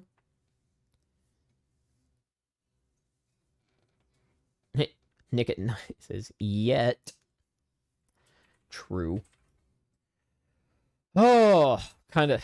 If that ever happens, I will not know what to do. Anyway, this reciprocal interaction can have a significant influence on how the viewer perceives the nature of the PSR. Yes, because it's no longer a PSR. In fact, let's get to the new study and start reading about how that study BTFOs this study. It does talk about Discord, though. We might switch between them. Make partner and go have collabs with VTubers. Okay, Sarubet. Interpersonal relations and social actions on live streaming services, a systematic review on cyber social relations. That's a proper title. That's a proper title. Let's see if it's proper throughout the whole thing. Abstract. This article provides a systematic review on interpersonal relations and social actions on live streaming services, as, for instance, Twitch, Chatterbait, YouNow, or Taobao Live. I hope that's how you enunciate that. So they're including Chatterbait. That's a big plus sign for me. Because that covers a lot... How do I put this? It's important to talk about that kind of parasocial interaction and distinguish it from so-called safe for work interaction. And we'll get in... I feel like I've gotten into this so much in the Discord that I've forgotten what I haven't said about it on stream. But there are rules that a lot of cam girls follow that more intimate VTubers and live streamers on Twitch should be following, but they seem to either be unaware of these rules and why they exist, or they don't care, or they don't accept the idea that they're similar in content. And that's why it's important. Being a GFE experienced Twitch streamer and a performer on Chatterbait have extreme overlap in success markers and how they grow and maintain audiences. Sorry, says you're giving them too much credit. They just don't understand. Well, that's why we have the stream. And maybe +1 will understand. And that's good enough for me. Mira says, I can see like they think they aren't at risk because, oh, I don't make that kind of content, except yes, you do. And yeah, and it's so similar that they're migrating that way. A lot of the more GFE heavy VTubers now have explicit Chatterbait style content. It's just on Fansly instead of Chatterbait, but it's the same kind of content. It's got tokens, it's got Lovense integration, it's got all of that. They're cam girls. And they started as VTubers. And then they realized how much overlap there was, even if subconsciously, and they're like, I'm going to get into this content too. Which you think they would pick up on, considering that the person who made VTubing something the West was more aware of was Melody. She is absolutely responsible for a lot of the awareness of VTubing in the West. Spicy Noodle says, other way too? Absolutely. Absolutely. A lot of cam girls go the other way and they safe for work themselves towards Twitch. A lot of them do that. Yume says, can we get those rules repeated for the sake of context and totally not because I can't remember what you were talking about? There's a ton of them, man. I can't repeat them all here because I can't remember all of them. Like, I'd have to really sit and think about what those rules are. But one of them is to make sure that the audience understands the transactionality of the relationship. Especially if you're selling GFE explicitly, because cam girls sell GFE explicitly. Like, there's a dollar figure, and then you get this. So, like, there's a dollar figure, you get a wake-up text in the morning. It's completely transactional. On Twitch, everybody's equal, including the whales. And we all know how true that isn't, but that's how they present it. Now, there are some cam girls who feel the same way and have successfully run their business the same way. That is a thing. But the few that I know of that have done that actually practice what they preach. And some of them that have retired are still talking to chatters that never donated money. And inside of the current, I hesitate to call it a community because it's not, but inside of the current community of cam girl performers, there's actually a really hard split between the side of that community that allows grays, people that don't pay, to talk in their chat, and the other camp that is aware that there are grays that can make the chat fun, and the chat being fun helps retention, and that's something that they want. But there's actually a big split there. I would say the latter camp understands camming more than the former camp, but that's just like my opinion, man. But that latter camp, you may recognize that sentiment in VTubing, because it's often repeated in VTubing.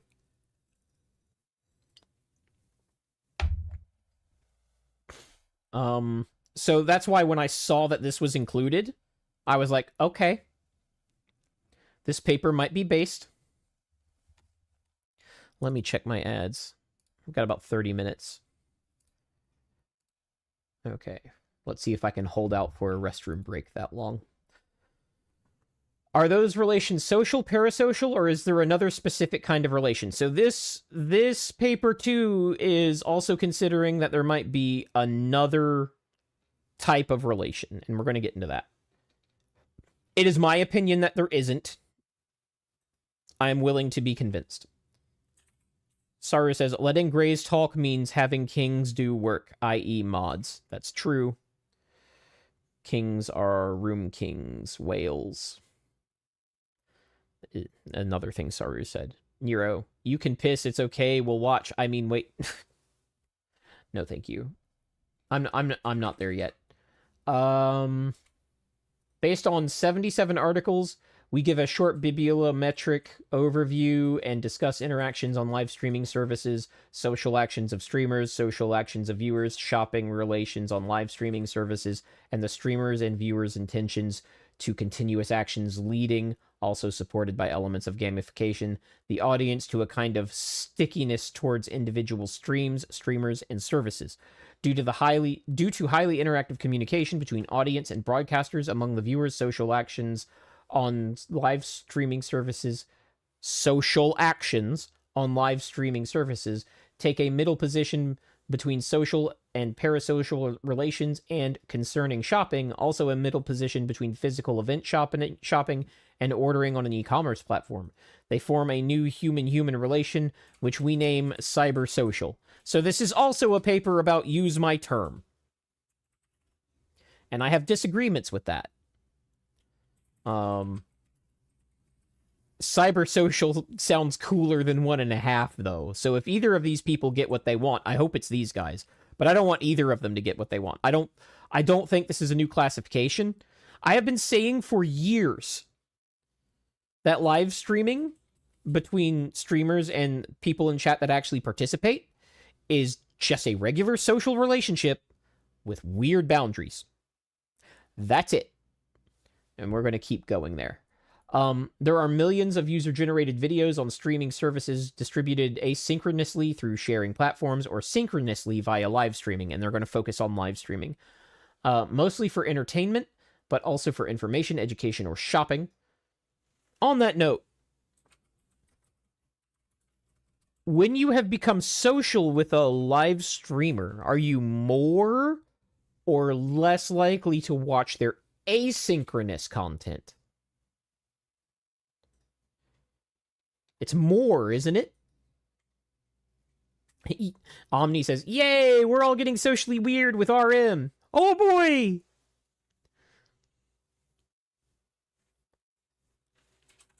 Because I've had this go both ways. I've watched the asynchronous content and then become interested in a streamer. But I've also gotten interested in a streamer and then watched their asynchronous content. And I believe on the balance, I've done the latter more than the former. Or the latter happens a lot more. Like, even if I find them through their asynchronous content, I enjoy their synchronous content, which causes me to go seek out even more of their asynchronous content. Especially VODs. I don't think anybody watches VODs if they haven't seen at least one live stream. I'm sure there's one guy out there. But typically, I believe that's how it works. And, why are we talking about this? Like, it is a security issue when you cannot correctly identify the threat. If you are creating an environment where something is more likely to happen, and then you misidentify a threat as something that is completely out of your control, what if somebody kept cutting holes in your chain link fence, and you woke up in the morning, and every time you woke up in the morning, there was a new hole in your fence, and instead of investigating how that was happening, you said, damn meteors crashing into my fence and leaving holes, and you left it at that? What if you just assumed it was meteors? That's what just going, oh, these chatters are just being parasocial. I have so many parasocial chatters all the time, and I'm constantly being targeted by parasocial behavior. That's what that is. There are meteors crashing into my fence, and that's why there's holes in it. That's that kind of reasoning. And it has similar consequences of just being completely blind to what's going on around you. So it's important that this word stop being used in the way that it is, to me. Because it allows you to ignore your role in a potentially dangerous situation. Wasn't there another streamer in Japan that was recently killed by a viewer? Like, we've talked about the other one a few times on my stream, but I think there's another one now. Spicy says, yeah, Korea. Okay, it's Korea. Yeah. Yeah, there was a recent one. So that's 2 now in the last 2 years. And who knows how many that actually is. It's just 2 of them are high profile. She was killed by a whale. Interesting. Interesting. Totally shocking. Would not have guessed. Okay. Does the production of live streaming content and its consumption lead to interpersonal relations between the producers, consumers, and other participants? If yes, is it a social relation? Is it a parasocial relation? Or is it another variant of interpersonal interaction? Are there special interaction roles of micro-celebrities and influencers? Social relations are one of the fundamental connections in every social unit, be it in the family, the peer group, at school, or at work, indeed in the entire society. Without relations to other humans, we are merely able to survive, blah, blah, blah. What is new in this article? It is a systematic review of the research literature on human-human interaction via live stream services, i.e. synchronous services, such as, for instance, Twitch, Chaturbate, YouNow, or Taobao Live. We focused on services which provide user-generated content, as here the personal human aspect is always present. Our research question is, what is the international scientific evidence about interpersonal relations and social actions on live video streaming services? Methods. Methods are important.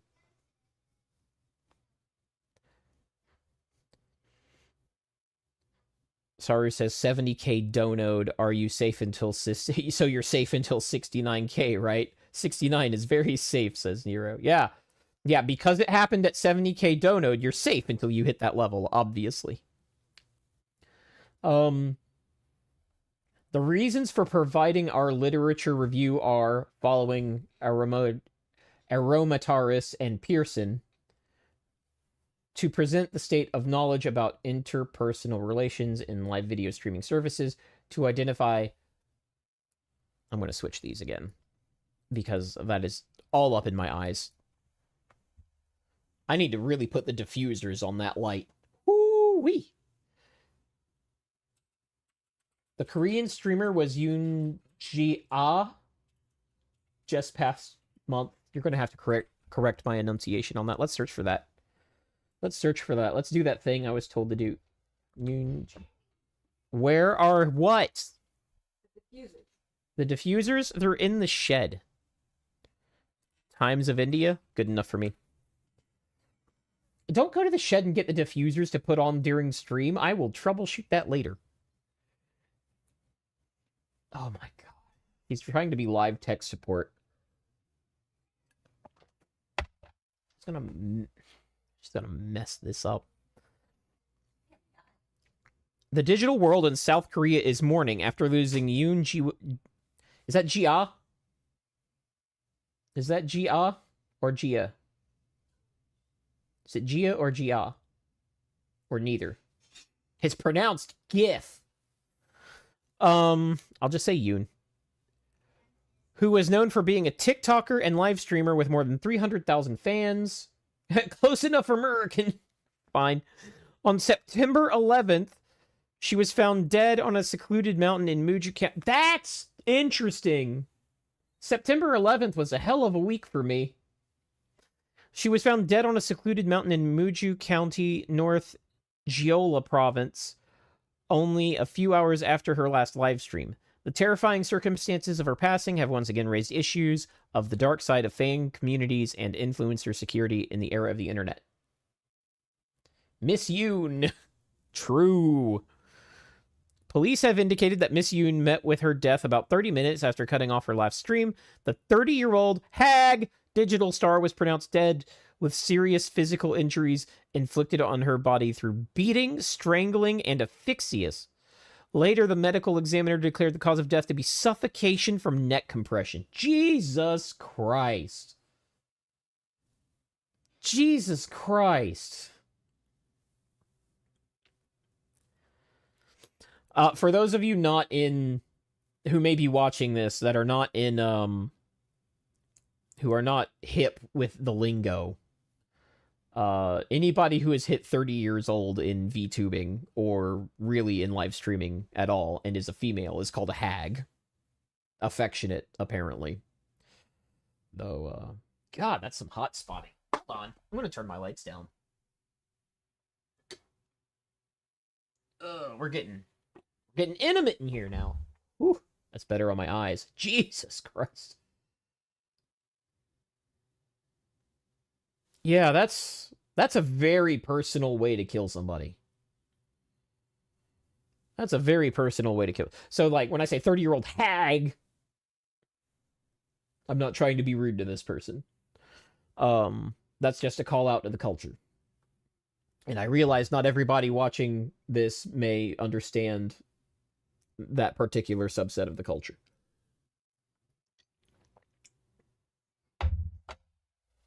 Anyway. Obsession. Initially, the fans' affection reportedly transformed into obsession. Clearly. Choi? Who presented himself as a CEO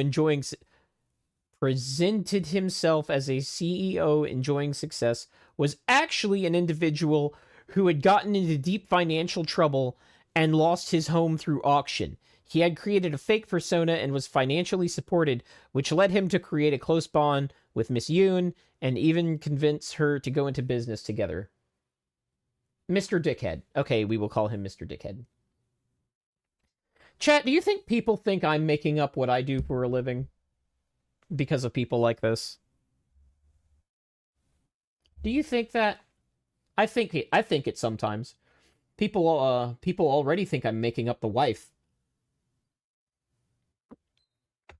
I literally have to go on camera and have her here, and then they'll be like, oh, that's his sister.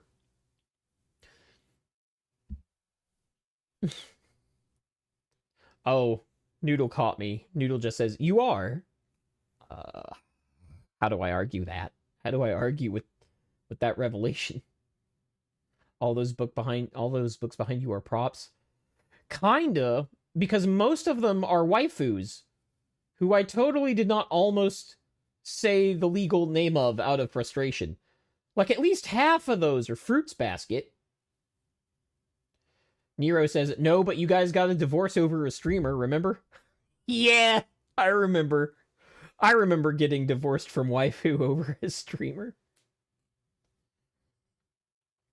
Omni says, anyone can pay a woman to show up on camera with them. That's true. Sora says, ooh, waifu is the real RM. This is just a... Are you classicing the Fruits Basket? Is that what you're doing?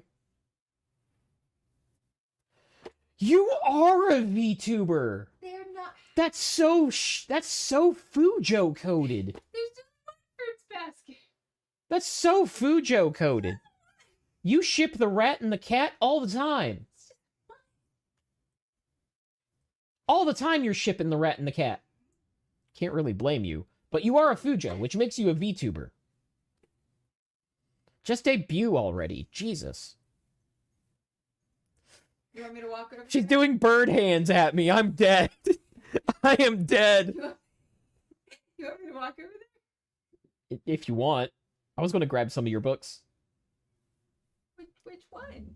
I don't know. What is this? I also have The Secret Garden. Oh, you've got Legal Drug. That's Clamp. I know it's Clamp. Princess Eye. I have Othello. Blackbird. Othello, of course. Wallflower. Oh. Model. Is that... Yeah, Model. VB Rose. Kamikaze Girls. Kamikaze Girls is great. Kamikaze. Kaze. I may be a filthy American, but it's Kaze, not Kazi. It's Kaze. Kamikaze. Kamikaze. That's not what I said. Anyway. Blackbird. Hanakimi. Yeah. Gothic Sports. Sailor Moon. They're all covered in dust, by the way. Yeah. Obviously, the Token Inuyasha copy. Return to the Lab. My books start up here somewhere. Get Harry Potter. Yeah, that's yours. Secret Garden. Uh-huh. Doctor Who. Yeah. Yeah, all the politics and board game books are yours. And then to the left of that is Critique of Pure Reason.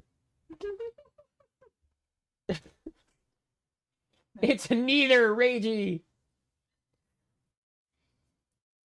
What do you mean it's neither? It's Kamehameha. Obviously.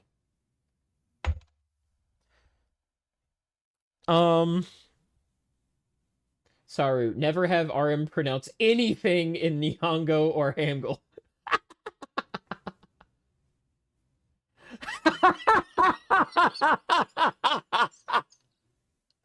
Oh man. I'm reverse monkeying.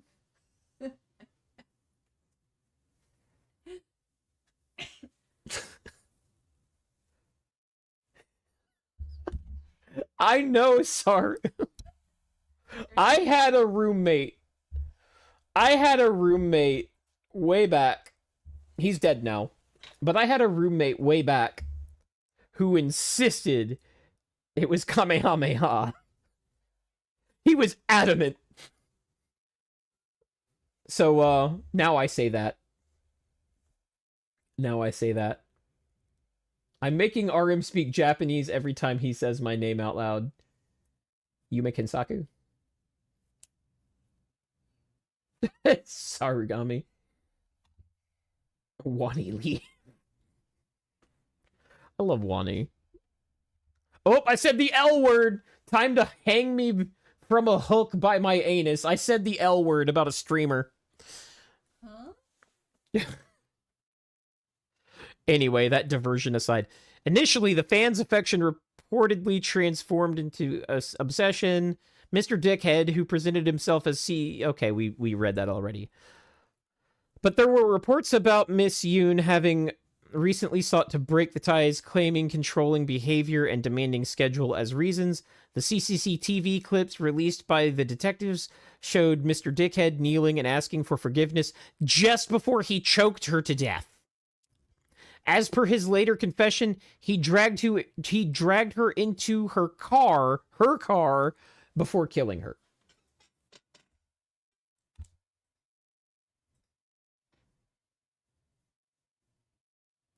Yume, why are y'all always stressing S.A. Ragey? Does S.A. do something in my chat? I'm looking at this through OBS, so I'm not getting above the, I'm not getting a lot of the emotes. Or any of the 7TV stuff. I'm getting the native stuff, but all the 7Ts, yeah.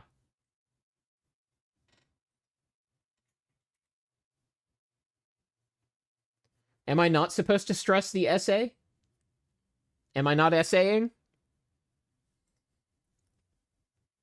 Yume Kensaku is what you just typed. Oh, that's what Noodle typed. Yume Kensaku my dick. God damn it, Noodle.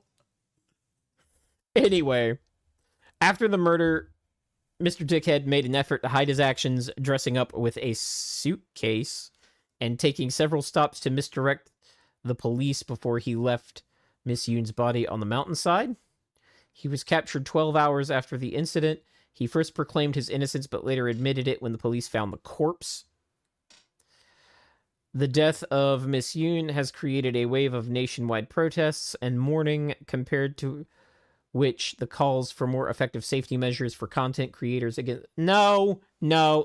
They do not get to take a camera, go very in public, and broadcast live, and then have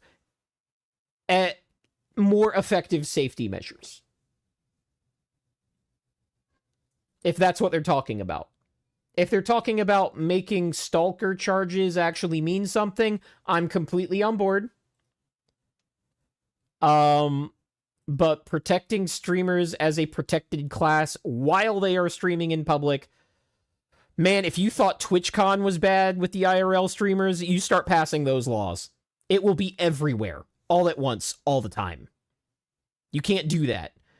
You can't make them into a special citizen in that regard. What you can do is make stalking offenses more prosecutable for everybody. Because stalkers for non-streamers are also not easy to deal with, streamer or otherwise. Our stalking laws suck. Stalking laws globally tend to suck. and they're not effective. So this is not a streamer problem. It's just a vulnerability that affects streamers in a more public manner. So when you see this happen to a streamer, you're aware of it. You're not aware of how many times this is happening to all the women that you talk to on a daily basis. Or that fill the rooms of what were those called? What are those called? We used to call them halfway houses, but they're called something different now. Women's crisis centers. Plus says, that'll take care of my gang stalkers, hopefully. Right. Sarah says they suck because most police can't do anything until the stalker does something dangerous. Right. Right. Or they're caught doing it. Did you know that in the United States, while it is largely legal everywhere to take pictures of people in public without their consent, which is not the case everywhere in Europe, there are places in Europe where you just can't do that. I think Germany's one of them. Following somebody around with a camera in many states is a stalker charge first offense, and in all states is a stalker charge if you do it twice.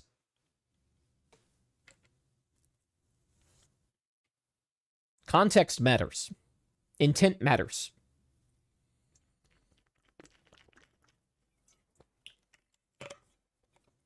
Sorry says, but more strict laws would open up the same as the rape accusations. I think he's stalking me. False accusations need to be prosecuted at the same time. I agree with that. False accusations do need to be prosecuted. But there are a lot of instances where the stalker is doing actions that are clearly stalkerish. It's just that those actions have not been codified as illegal yet. Intent is hard to prove. That's why the law about following somebody around with a camera is so cut and dry, is because you don't really need intent there, because your intent was your action. Ad time, dink donk? Is it ad time? Did I almost forget again? Yeah, it's ad time. Time to use the restroom. Whee!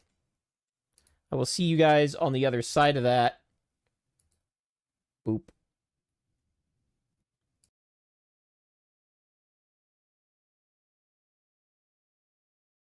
Hold on. I'm going to turn the music back on.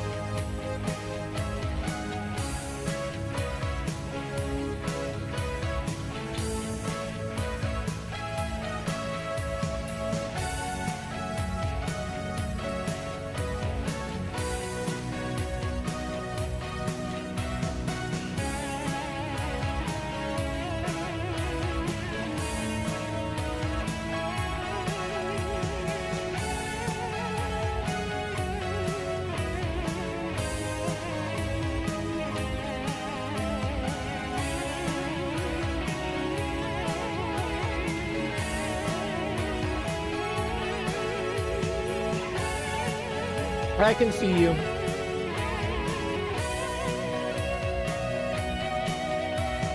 You may, that's why I don't clip. That's why I don't clip live. Yeah, I was muted the first time. I repeated myself. That's why I don't clip the first time. Or, that's why I don't clip live anymore.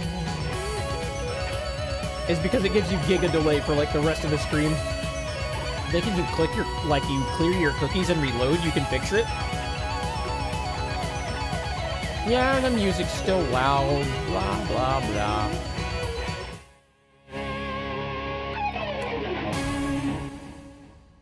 Yeah. There we go.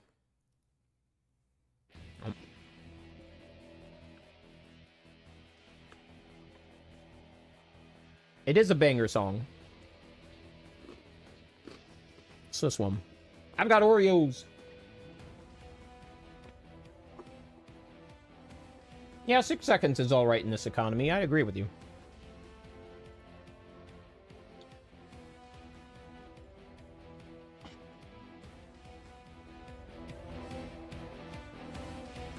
I like this one.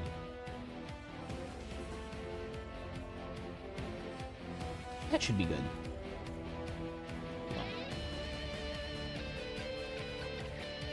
Oh, that is giga loud. I just turned my actual volume up to what you guys are hearing. Let's turn that. There we go. That should work. That should work. All right.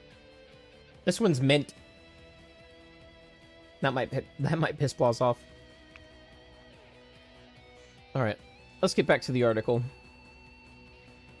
The death of Miss Yoon has created a wave of nationwide protests and mourning. Okay. Yeah, we were talking about the stronger digital safety laws. Mental health awareness. I don't think that's going to do shit. And accountability. Like, the mental health awareness might be not letting streamers parasocial farm. That might be the awareness. What if the stronger digital safety laws are like, okay, yeah, you can't pretend to be men's girlfriends online anymore. That's called fraud now, and you can't do it. Be careful what you wish for. 1984. So it says, considering the Koreans haven't solved the idol industry problems, I doubt they'll fix the broadcast jockey problems, which he calls BJ. Very nice, Saru. Yeah, I don't think they will either. And again, idol culture is a bigger thing in the East. Absolutely. Let's get back to...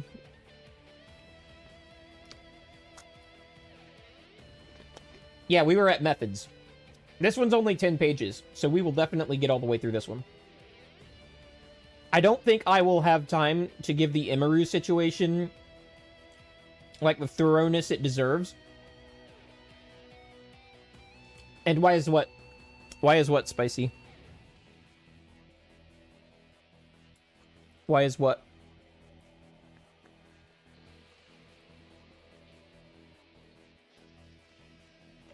Oh, why is, Idol bigger in the East? I actually couldn't tell you that origin story. Why do it be like that, Mr. Stancil? Look, I'm not claiming I'm fighting idol culture. Actually, I do claim that. Just not in those words. Shit, he's got me. Plaza's got me dead to rights. Cue the Stancil memes.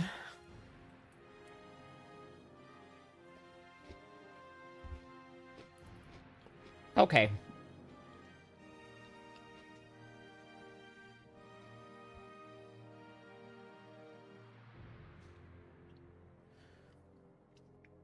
The reasons for providing our literature review are to present the state of knowledge about interpersonal relations on live video streaming services, to identify where evidence may be lacking, contradictory, or inconclusive, to establish whether there is consensus or debate on our topic. That's very important, not to assume the question. They've got to figure out whether there is consensus at all, and I don't think there is.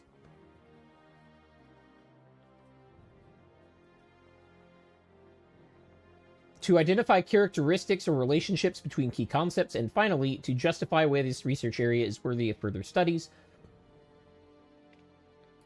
To justify giving us money is what that says. Because this is grant chasing. That's how all public funded research works. It's grant chasing. Private too, to be honest. A systematic review is defined as research synthesis in order to identify and retrieve international evidence that is relevant to a particular question, and to appraise and synthesize the results of this research to inform practice, policy, and in some cases further research. Money! The basic method of our systematic review is PRISMA, which defines an evidence-based minimum set of items which should be considered in the review process. This is mostly for the peer review people. This whole section. This is to tell you, like, what frameworks they're following for this research.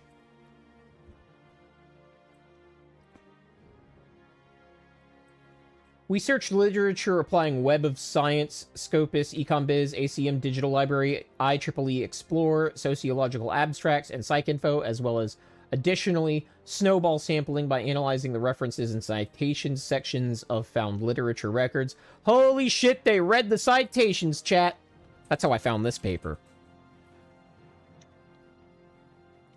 Due to limited institutional access, we could only work on WOS with the Science Citation Index expanded, the Social Sciences Citation Index, the Arts and Humanities Citation Index, and the Emerging Sources Citation Index, the Korean Journal Database, the Russian Science Citation Index, and the SciELO Citation Index.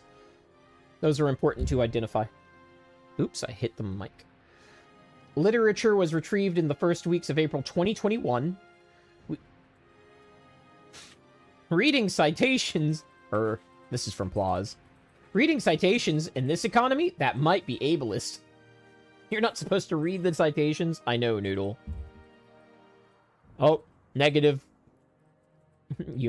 Yume says, Mike, minus 10 HP, and then I hit it again for another 5. Then they tell you the Boolean search terms they used.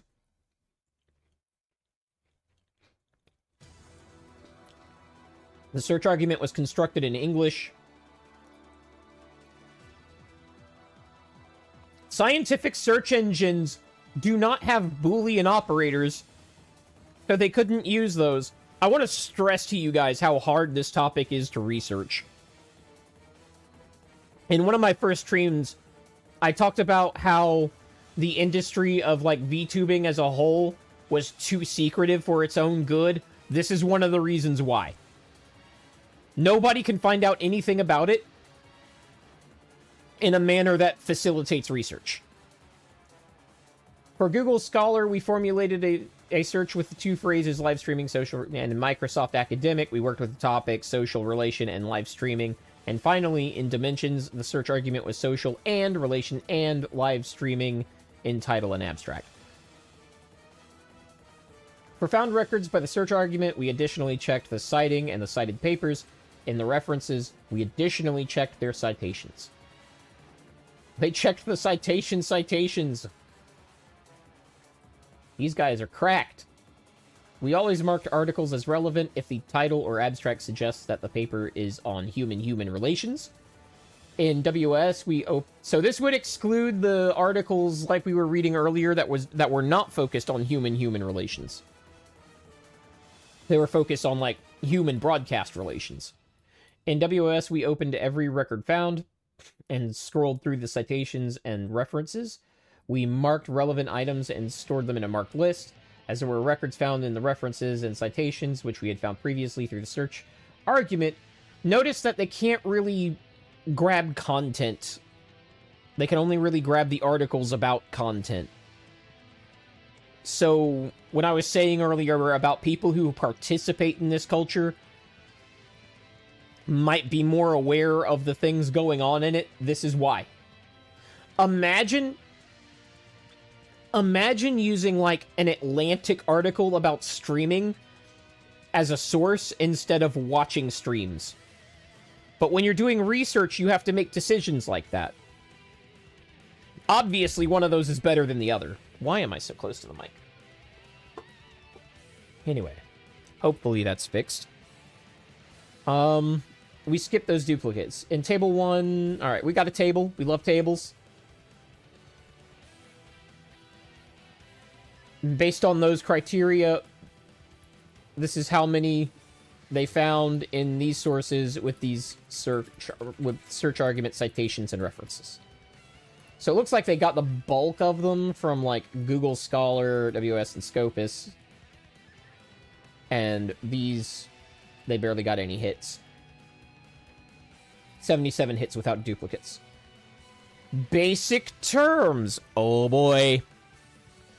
Many human actions are social actions. For Max Weber, action is social insofar as its subjective meaning takes account of the behavior of others and is thereby oriented in its course. Does everybody follow that? Does everybody follow that sentence? Questions now. I'm not gonna have the context later. No weighing. Saru says, snowball sampling in air quotes with the ohm face. Absolutely. Waifu, you don't follow? Noodle says, but that's... Okay. What that is saying is your action is a social action if you're thinking about other people when you perform it. And that doesn't mean you're being considerate of them. It could be the opposite of being considerate of them. But when your action is taken into context with what other people might do, say, or think about said action, that is a social action. Jorking it is a social action. Only when it considers other people. So if you jork it in private, that might not be a social action. But if you jork it in private because it's not socially acceptable to jork it in public, that is a social action. Information behavior on live streaming services is mostly oriented on the behavior of others, be it streamers or other users, so it is social action. If there are concrete interactions between two or more persons, we speak of social interaction. In contrast to some classical literature, e.g. 7 or 8, I bet that's one of the original papers. We'll look at that later. We use the term social interaction as a broader term. All right, so what they're saying is social interaction includes, for us, social relation, parasocial relation, and other forms of human-human interaction. If two or more people have contact and acknowledge that they are connected, it is social relation. Basic elements of social relations are bodily contact, proximity, orientation, gesture, facial expression, eye movement, as well as verbal and nonverbal aspects of speech. In mediated contexts, for instance, a TV show, a movie, or on social media, an audience member does sometimes not only passively consume the content, but he or she builds up a kind of relationship to an actor, streamer, presenter, or celebrity. The media figure is not, or not always, aware of a relationship, but the spectator. Horton and Wall, 9, that's the original parasocial people, named such mediated social interactions parasocial interactions. The crucial difference between social interactions and parasocial interactions lies in the lack of effective reciprocity. So, like, if you go to a book signing, that could still be parasocial because the reciprocity is not effective. Establishing an intimacy at a distance, as bodily contact is not given as well. In media and communication science, parasocial relationship is an established concept to name the relations between media users and media figures. Nowadays, parasocial relations are seen as an extension of the social relations rather than a substitution. There are scales for measuring the extent of parasocial interactions. We differentiate between active social behavior, here, streaming and participating, and passive behavior, here, watching streams without further action, so lurking. And of course, you would differentiate those. So these people seem to actually understand what a stream is, which is so far pretty rare for these papers. Following Xiao, there are 3 user types on social media, namely actors, on live streaming services, the streamers with active social behavior, consumers on live streaming services, the purely passive viewer, and finally, participants on live streaming services, consumers with active social behavior, which is everybody who has participated in my chat today. Special groups of streamers are micro-celebrities, influencers, and Wanghongs? This is Chinese. However, these groups partly overlap. A micro-celebrity is a star on social media or on a specific service. Influencers are endorsers shaping audience attitudes through the use of social media. In China, Wanghongs are influencers or micro-celebrities acting as social media entrepreneurs. As some influencers and Wanghongs make money with both, the actual number... Why is that always italicized? The actual number of viewers of a post, as well as the number of their followers, fan loyalty acts as currency for them. I'm sure we can all relate to that. Now we are arriving at the systematic review. Our research subject is highly topical. In the first quarter of 2021, 13.2% of the 77 papers were published. In 2020 and 2019, there were 26.3% each year. In 2018, 21.1%, and 2017, 7.9%, and before 2017, only 5.3% of the found articles were published. So basically, almost all of this research occurs after 2017. So that's extremely new from a research perspective. Spicy says, worthless currency, clearly. I don't know what you mean. Cyrus says, segs is social relation. Yeah! That's pretty intense social relation. Nearly all papers are in English. We found only 3 non-English articles, namely 2 papers in Korean and 1 in German. I wonder why the only non-English papers were Korean and German, and particularly Korean. Nero, still eating dinner. Daughter, you can punch your brother if he does that again. Joking. Her totally serious, where? I don't know, man. I guess below the neck. Her response, it isn't satisfying unless I can punch a face. She may be evil. Nero, what the fuck? What the fuck do you... Oh, no, you can tell kids... No, like when you have multiple kids, you've got to give them permission to hit each other when one is being a stinker. You've got to prevent the I'm not touching you game. You got to prevent that. Because if you set it up to where the person can go, I'm not touching you, and annoy the dick out of you, and not get in trouble for it, you fucked up. You can't enable I'm not touching you. You can't do that.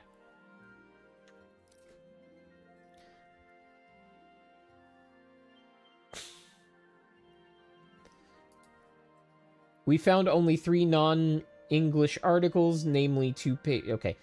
36.8% of the papers appeared in conference proceedings, 1.3% as a book chapter, and 61.8% as journal articles.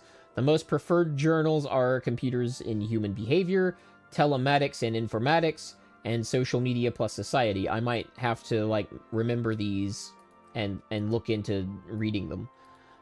Conferences most connected to the subject are Human-Computer Interaction International and its sub-conferences, Hawaii International Conference on System Sciences, and Pacific Asia Conference on Information Systems. Twitch is mentioned most frequently in the article titles, 15 times, followed by Chatterbait 2 times, and YouNow 1 time. I want the articles where Chatterbait's explicitly mentioned. I want to find those.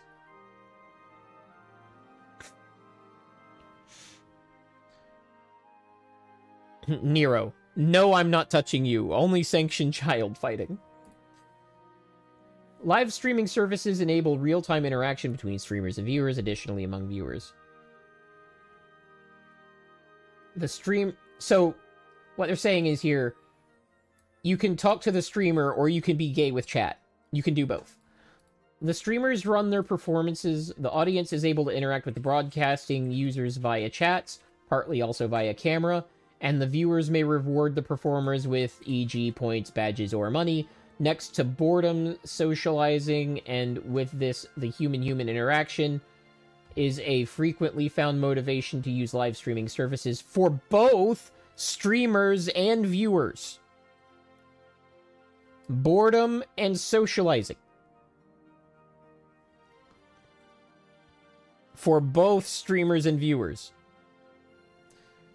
Viewers' intentions to continuous watching are led by their experience of the interaction, mainly the social identification with the streamer and the co-experience with other viewers.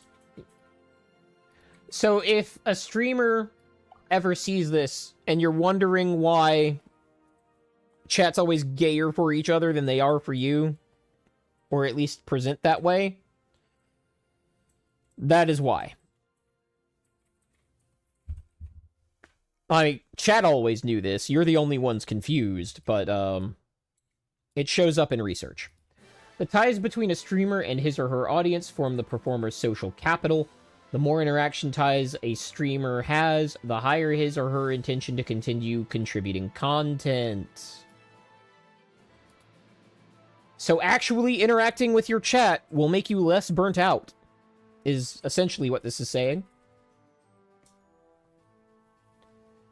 Retreating from your audience, bad idea, if you want to keep streaming. Interaction on live streaming services is... Before I start this paragraph, let me interact with mine. Waifu isn't allowed to be gay with us because she has no peen. She's allowed to be gay with us without a penis. Waifu has a collection of peens. She posts them on X. Fucking obliterated. Saru just obliterated Nero. Get that man some ointment.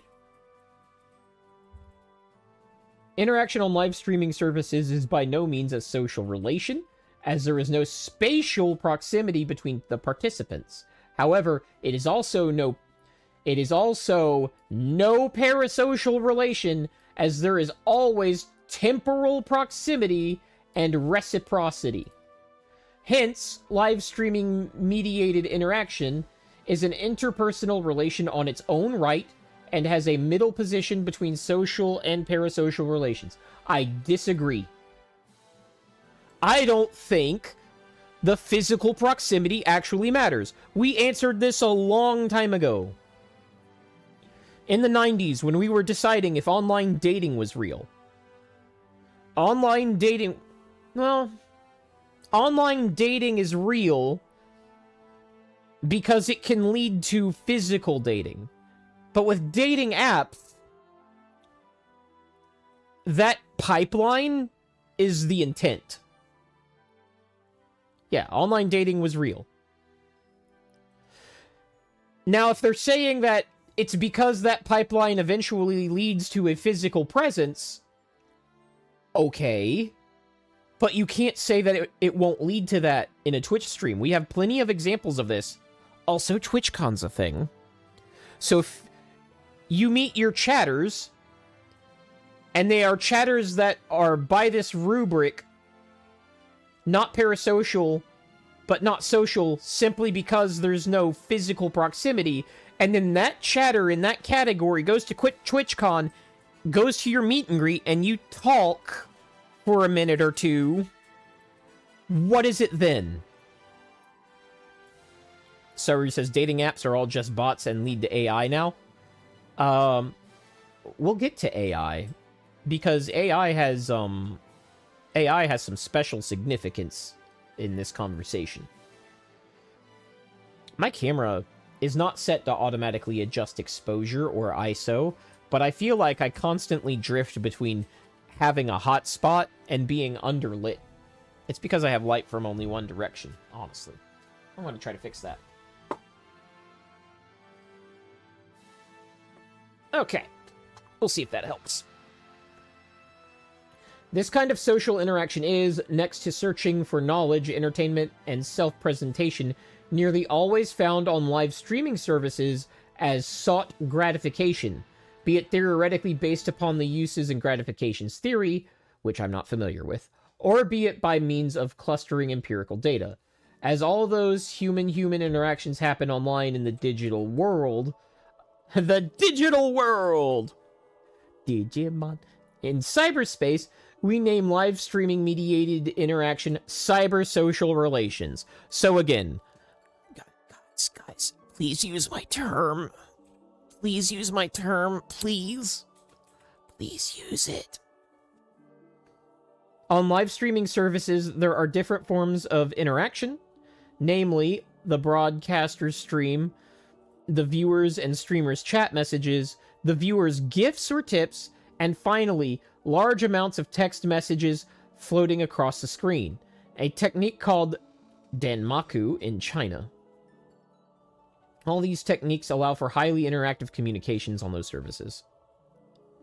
Are GIFs physical proximity? I mean, they're technically definitely not. But if you buy somebody a gift that you have touched, and you send it to them, what is that? And they accept it, by the way. It's consensual and they have accepted it. I think that muddies the water a bit more. Oh my god, indirect kiss. Or soiled panties. Gamer girl bathwater.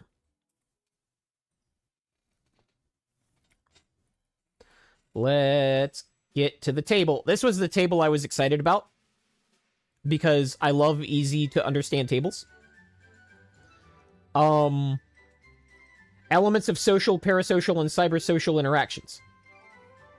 So in a parasocial relation, you can sometimes have reciprocity.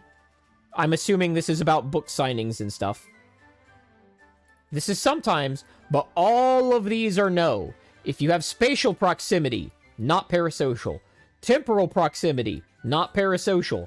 Bodily contact, definitely not parasocial.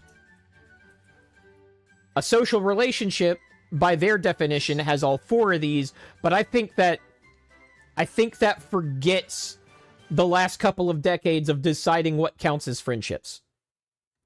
That goes against their earlier statements. I don't see how it does. And cybersocial... We'll explain that, Noodle. I'm willing to be convinced. Cybersocial is... You have all of the social except the spatial proximity. Is what they want to define cybersocial as.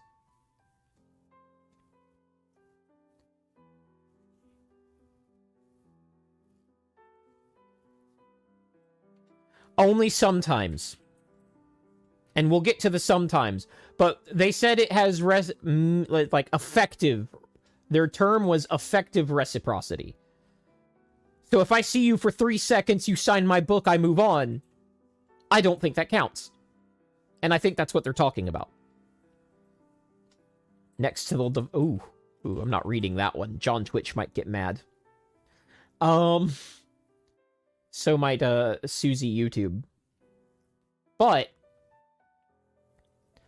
then it's just no? These terms are really technical. Technically, saying thank you for the gift sub is reciprocity, but much like a book signing, if that's all I ever say to you, that probably doesn't count.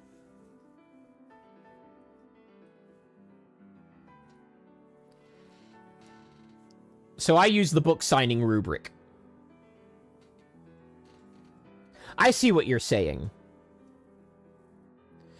Yes, but technically that would be reciprocity. It just would not be effective reciprocity. It's probably answered sometime later in the paper, maybe in this section. Let's find out. But I take your meaning, and I understand that. And this is also why... This is my biggest disagreement here. I don't think this actually changes these. But when it comes to streamers claiming their chats being parasocial, just these things having to be no is enough. The temporal proximity by itself has to be no. The temporal proximity by itself has to be no. The spatial proximity by itself has to be no. Well, not by itself. That's also cyber in their eyes.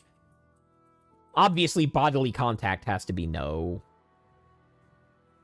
Oh, no. That's listed here, too.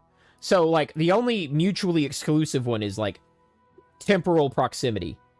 That has to be no. It has to be no for parasocial. Live streams may activate virtual so-called third places, next to home and workplace, in which informal communities emerge and users socialize and participate. Interpersonal interaction on live streaming services is highly correlated with the sense of community, and the effective interactions are highly connected with the comfort and emotional connection. The strengths of the relations between viewers and streamers and among viewers are different as streamer-targeted messages score They score higher in verbal immediacy than viewer-targeted messages. It is possible to apply the approach of center-peripheral attention to study the interplays between streamers and viewers, where the producers occupy the center and the consumers as well as participants the periphery. Frequently reported interactive features are the communication between broadcasters and audience members, as well as giving and receiving gifts. Social affordances may lead to perceived flow, as well as to active and passive user engagement. Information behavior on live streaming services supports new shopping relations. In the very middle between physical event shopping and anonymous selling and buying on e-commerce platforms.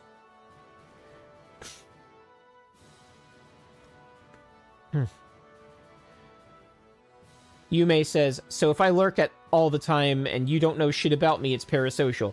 But I ever give you a gift and you acknowledge it once and I go back to forever lurking, it's still parasocial. It depends on the acknowledgement. If the acknowledgement contains... If I said, oh, Yume got me a gift, that's so sweet, thank you. I don't think that crosses that line. But if I said, oh, Yume, thank you for the gift. You've always been such a nice person in my community, and I know you mostly lurk, but I see you around, and I appreciate how long you've been here. That is definitely no longer parasocial ever. It is never parasocial after that. Once you cross that line, it is social. You can't go backwards. Dimu, the parasocial need more sometimes. Saru says, I think cybersocial column of spatial proximity would make more sense with sometimes. I agree. Cyberspace ignores all spatial boundaries. Oh, yeah. Especially... So Saru brings up something I was going to get to later, but let's get to it now. What is the physical proximity of tipping a Lovance device?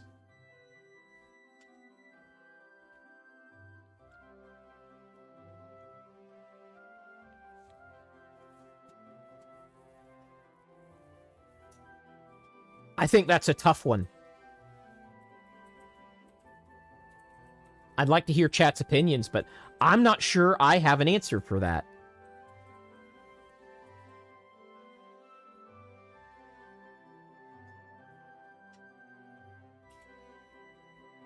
Bluetooth distance, says sorry.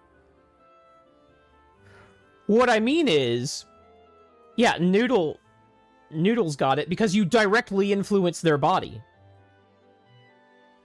Yeah, that's why those things are so popular.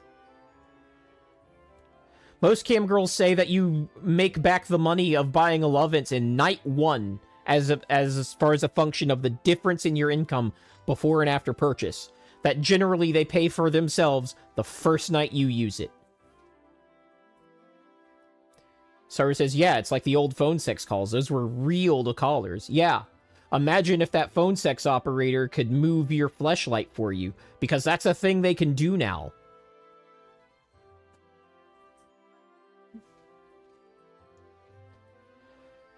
So... Do I have to coin a term for that now called cyber-physical? Or can we just agree that that breaks the parasocial paradigm? It completely breaks the rules of parasocial attachment. And we're dealing with something else. Because my focus on this is not, what do we call it? My focus on this is, that's not parasocial. No matter what these papers want to call it, they're all in agreement that these mutual interactions do not fit the parasocial definition. So while it's interesting to see where they want to go, it's also interesting to note that they're all agreed that it's not parasocial.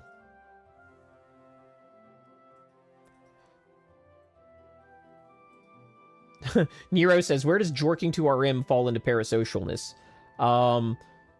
It's not because he knows, says Spicy. That's the correct answer. That is the correct answer. Sorry says, since you told us, it's now social. It's also correct. Not only did you tell us, we all acknowledged it.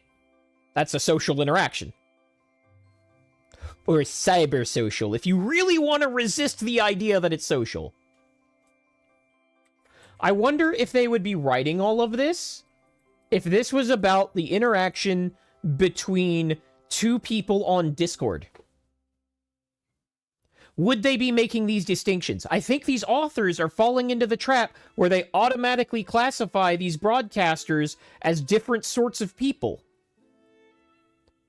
And I think that's a mistake. Because all of these rules, you could also apply to just two blokes talking on Discord. But we've already agreed long ago that you can make real friends that way. I sure as fuck have.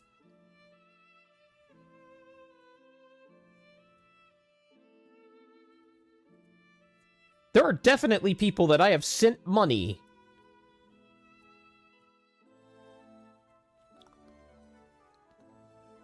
Nero Cyber Circle Jerk. Sorry says they are focused on the transactional money parts of those websites. Maybe. But that hasn't been their argument yet. They might make that argument, but they haven't made it yet. So let's keep reading. Information behavior on live streaming services supports new shopping. Okay, yeah. Social actions of the broadcasters are dependent on the applied service. That's also important. Remember in the moderation stream where I was telling you about how the platform itself caused moderators to do certain things more frequently than other platforms? Same goes here. Social actions of the broadcasters are dependent on the applied service. Streamers behave differently on, for instance, Twitch, Chatterbait, YouNow, or Taobao Live.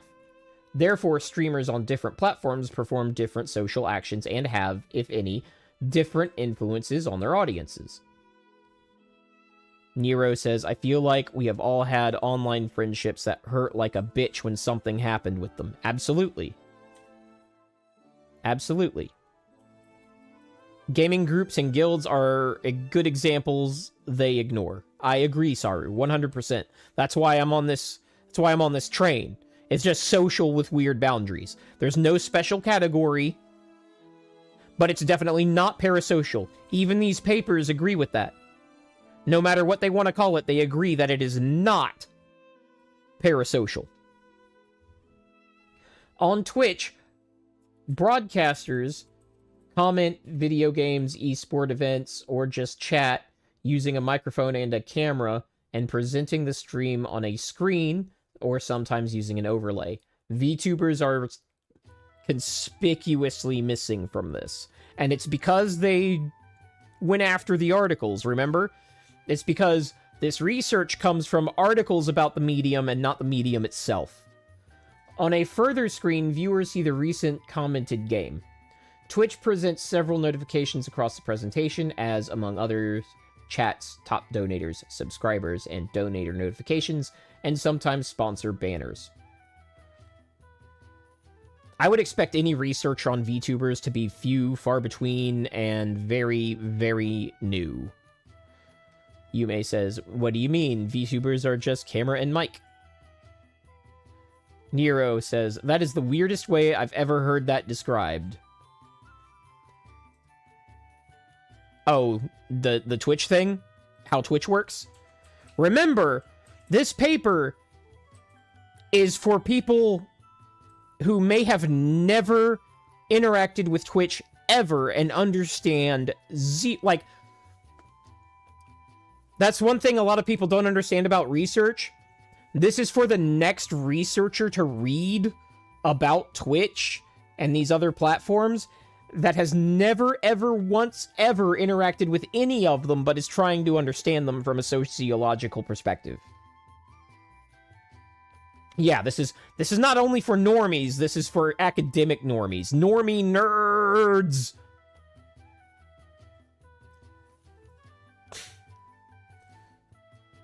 Streamers on Chatterbait are webcam models broadcasting sexual performances from flirting via striptease to pornographic shows in the categories women, men, couples, and trans.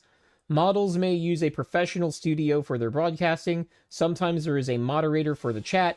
Viewers and streamers may interact through chats and remote-controlled vibrators.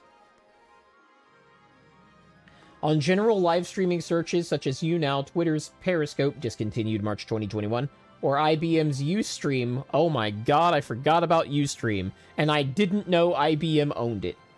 That's news to me. Broadcasters stream a variety of different content, including chatting, sharing information, presenting entertainment media, or making music. Streamers on... See, this is stuff that happens on Twitch now. Streamers on shopping-related live streaming services, as for instance Taobao Live, owned by Alibaba, promote customers' purchase intentions and actions on e-commerce. Streamers are both content-focused as well as community-focused, and they are interested in non-monetary and monetary outcomes. That's important. On Twitch, community-focused communication is associated with higher non-monetary outcome, how often users engage with the stream, and with lower monetary outcome, donated money. On Chatterbait, the production of authenticity is essential. I have made this point about GFE VTubers over and over and over and over. On Chatterbait, the production of authenticity is essential. The authentic interplay between content, say a striptease, and the model's shown personality. On general live streaming platforms, as for instance YouNow, up to 10% of all streamers are hoping to become a micro-celebrity or an influencer. The majority of streamers broadcast motivated by overcoming boredom, having fun, and socializing. So the streamers' motivations in this research show up as money is not even in the top 3. Streamers on e-commerce environments are mainly interested in making money as digital entrepreneurs. Here it is important to create social attraction and live streaming mediated interaction. Need some water. I do remember Ustream. I just had no idea it was owned by IBM. That was one of those flash in the pan platforms. Consider Rumble as a platform outlasted Ustream. Like, as far as total years. Nero, now what about my totally not a middle-aged man girlfriend from RuneScape 20 plus years ago? Parasocial or no? That is one fundamental thing everyone seems to misunderstand about being parasocial.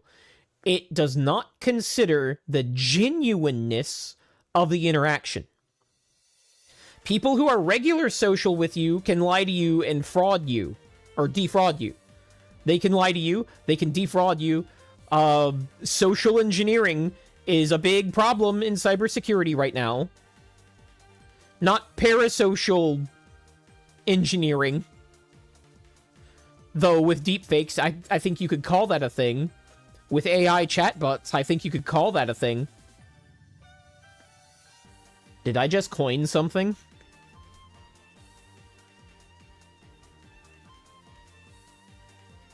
I found my end, boys. It is time for me to write the paper of use my term. Use my term. Parasocial engineering. It applies, too, because I have no idea who the bot's talking to. I have not been saying parasocial engineering, waifu. I have not.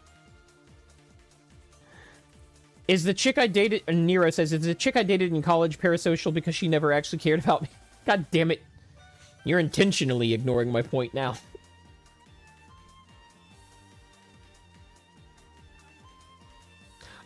No, the use my term phrase. Oh, yeah. Well, yeah, that was for others. Now it's my turn, because I coined parasocial engineering. That's mine. Original the character, do not steal. Many streamers are amateurs and broadcasting is a hobby.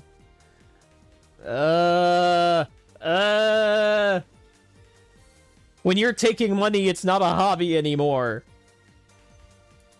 Anyway, many streamers are amateurs and broadcasting is a hobby. Some of them are able to develop a fan base and own social capital, leading to a hybrid form of work and play. This is like one of the biggest problems in streaming. While it is a hybrid form of work and play, that does not also make it a hybrid form of amateur and professional. It is a business. Being now micro-celebrities on a live streaming service. And in turn, some of them are able to monetize their actions. For early professional video game streamers, the situation was like a gold rush, quoting from that citation. Some professional streamers make their money through donations or tips. Many broadcasters on Twitch, and nearly all on Chatterbait. So if you're on Twitch and you make most of your money through donations or tips, you're a Chatterbaiter, essentially. Others cooperate with companies and other institutions and act as influencers. We may distinguish between unpaid influencers influencing their audience in the sense of environmental protection or in online tutoring, and paid influencers cooperating with a company in order to influence the viewer's attention to a certain good. Many of them found as Wonghongs on live streaming services which are connected with e-commerce such as Taobao. However, independent from streamers' concrete motives to stream, all their social interactions are also targeted at interactions with their audience.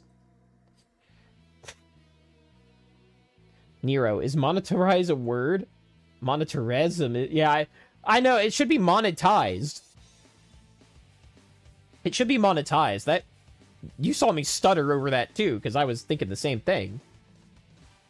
Sarah says, I think all the Night Elf females dancing on mailboxes really loved me after I gave them all my gold. Yeah? Yeah, you think so? Indeed, there are emotional attachments to micro-celebrities. Oh, no, I skipped things. How do viewers perceive the interpersonal relations on live streaming services? What are their main motivations to watch and spend time on such services? At a first glance, live streams make people happy and relieve stress. Additionally, people are attracted to the charm of the streamers. Indeed, there are emotional attachments to micro-celebrities. Viewers' identification with the streamer, liking the streamer, combined with interactivity, predicts the use of game-related live streaming services. We've all been there. Main motive for viewers' social actions on live streaming services is their enjoyment. Live stream may even help viewers to cope during difficult periods in life. We have all seen this story. Some of us have been this story.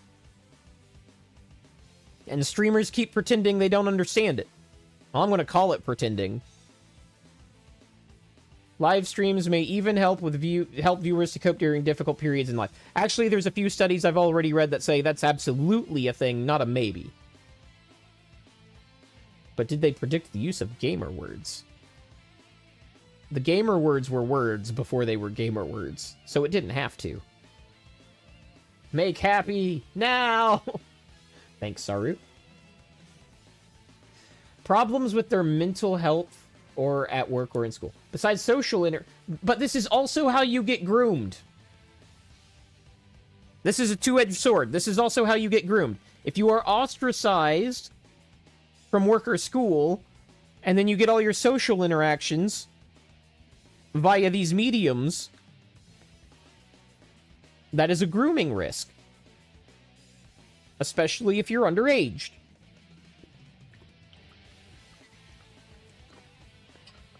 Nero says, oh, I mean, I got into VTubers literally because of being jobless after an unaliving attempt and then stuck around for years because of comfort. Yeah.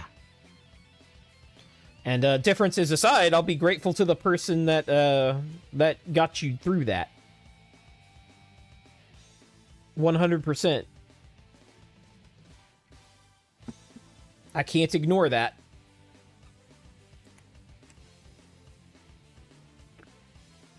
Some people seem to have a remarkable capacity to ignore the past actions and interactions between two people that make them related to one another socially. I am not one of those people. I cannot ignore the fact that she did that for you. Besides social interaction, sense of community, meeting new people, and a lack of external support in real life motivate viewers to engage on live streaming services, here Twitch. Sometimes it comes to deviant relationships due to deviant behavior of viewers or also streamers. I'm going to read that again slower. Sometimes it comes to deviant relationships due to deviant behavior of viewers or also streamers, e.g. abusive behavior or the request for unwanted sexual actions leading to the ban of the deviant viewers. Some viewers like to participate actively, but they also say that streamers also do this. Some viewers like to participate actively during the broadcast. They cooperate with the broadcaster as a guest on a split screen. They write comments, or they interact. I have never seen that. They cooperate with the broadcaster as a guest on a... I have never seen that. I've seen collabs, but I've never seen this. They write comments, or they interact with both the streamer and other viewers.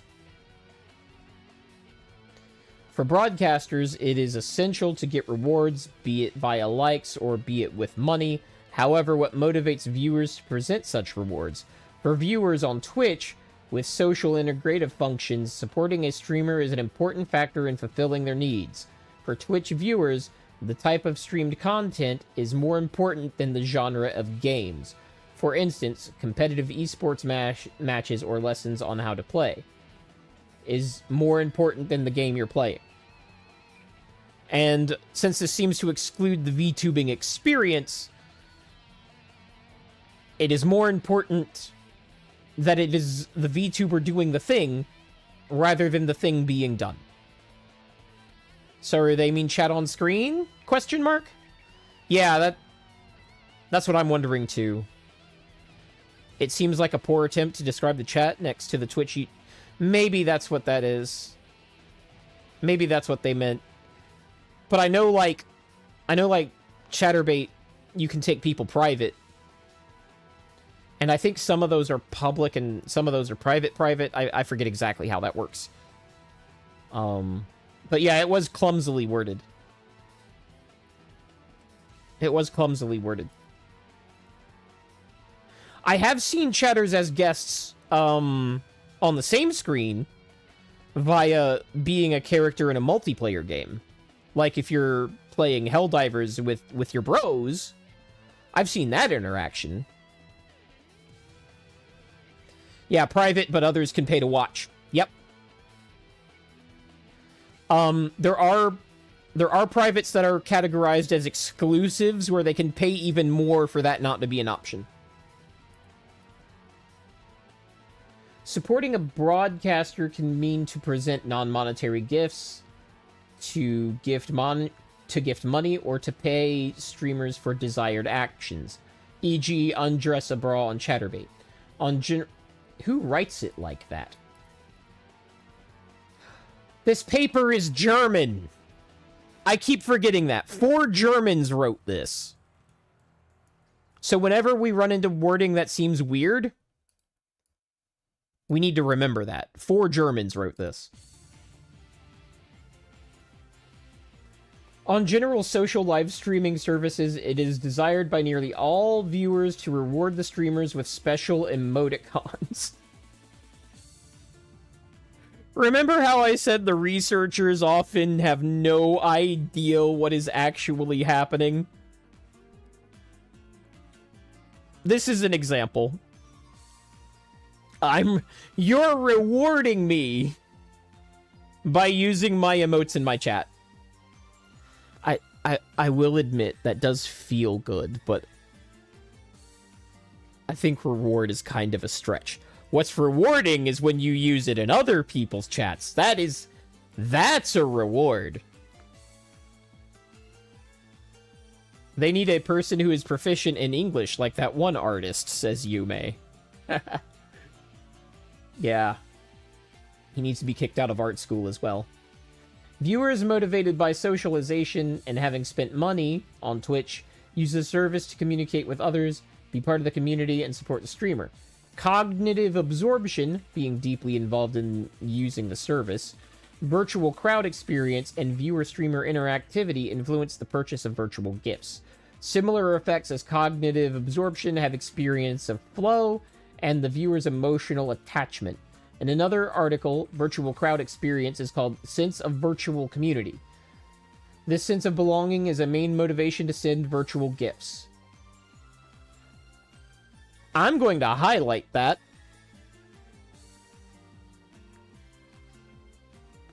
What this article is saying, what this research paper is saying, is that the main motivation to tip you money as a streamer comes from how much that they're gay for chat, not how much they like you. I can tell you, as somebody who's been called an oiler a few times, that is 100% correct, and I have articulated that here before.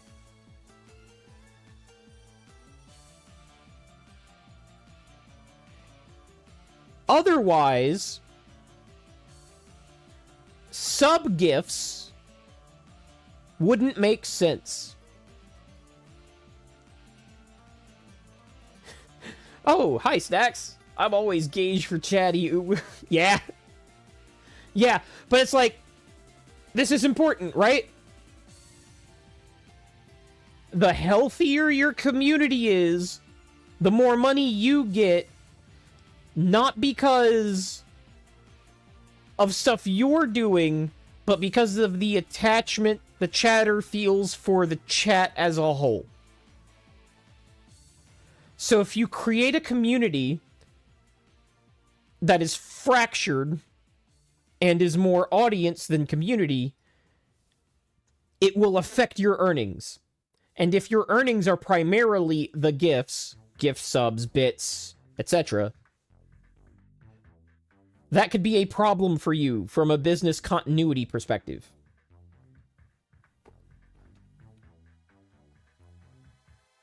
There seem to be connections between Denmaku, if it is realized in the system, and gift sending. In addition, viewers are motivated by reciprocal acts of broadcasters. They spend, partly huge, gifts to attract attention from the crowd or to promote preferred content. That's right. When I drop 100 gifties, it's for the chat. It's not for the streamer. Unless she's about to cry. Guilty as anybody. If I sense she might be on the edge, I might push it. I'm going to be honest. But in most cases, it's for the chat. I did not write a 64,000 word smut novel for the streamer. That was for the chat. If it was for the streamer, I would have not withheld. There would not have been as many Chekhov's guns, for those of you who've read it. I would have crossed some CNC lines. Maybe some NC lines. I think it's chapter 3. In chapter 3, there's a line I wanted to cross, and you can see me pull the punch as a writer. No, Soru, I'm not. Don't you do it. You can see me pull the punch as a writer. I think it's in chapter 3. When they're being punished. Because I'm like, the streamer likes that content, but the chat might have a huge problem seeing their streamer in that position. And I pulled the punch. And I did that like 3 times in that novel. Because it was for chat.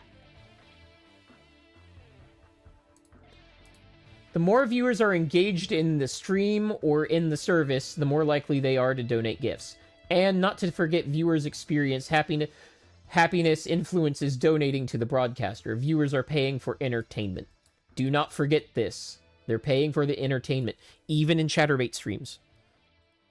The very successful Chatterbait streamers will tell you that focusing on their community, focusing on like actually having a community, was beneficial to them monetarily.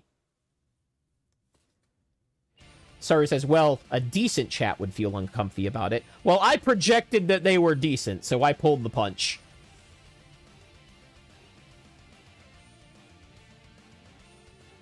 Oh, did I miss another ad window? Shit. Ha! I'm becoming a regular streamer more and more. Somebody's gonna start having to dink-donk me.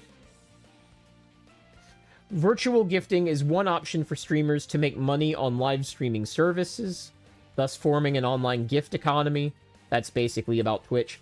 The other is working as an influencer and thus being part of the influencer economy. From the viewer's perspective, the relation to influencers is connected to their shopping behavior. Especially in China, shopping via live streaming services is very popular. That's neat. I didn't know that. I didn't know that. At first sight, it is similar to TV shopping channels. However, it is much more interactive. Yeah, I could see that. There are 2 groups of motivations for customers to view live streaming services for shopping. This is why games sponsor streamers, by the way. This is why. Only if you pay us for dink donks. We only give 1 dink donk for free per stream. Deal. There are 2 groups of motivations for customers to view live streaming services for shopping, namely product-related and streamer-related motives.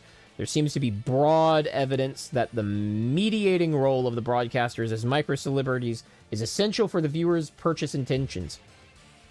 And intentions for buying scams, like established titles. Thus forming a web celebrity economy, especially on the market leader Taobao Live. Viewers' trust in the streamer also transfers to trust in the advertised products. And that is also why the honey scandal, the established title scandal was such a problem, is because it hurt the streamer trust as well, which is a negative spiral kind of thing. The immediate interpersonal interactions between viewer and broadcaster, but also between viewers, are vital features of this kind of shopping with celebrity endorsement. Social and structural bonds between viewers and broadcasters positively affect consumer engagement. The tie's strength plays an intermediary role between interactivity and customer engagement, besides the important interactions. Additionally, streamer attractiveness and information quality drives viewers' shopping behavior. Well, who'd have thought?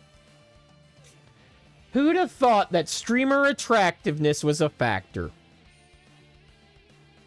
I'm sure that is a shocking revelation. I was reading something earlier about that, actually. That was corroborating that. Yeah, sex sells. It's not a mystery, guys. Twitter is such an awful place where people just have the most awful reasoning that I feel like I've got to look this up. I've got to, like, establish this basic truth that streamer attractiveness is a factor. Ooh, is Nero still here? Is Nero still here? Because I think some people earlier today on Twitter fundamentally misunderstood men's fashion.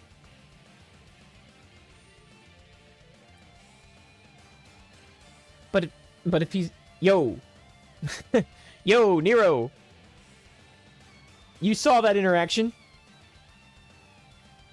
What'd you think about that? Your designs are not designy enough. Maybe if I'm after the Fujos. But what typifies men's fashion? Why is this jacket built the way that it is?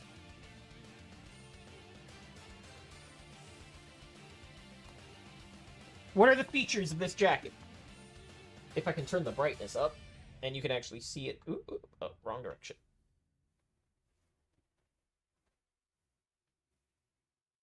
Clean lines.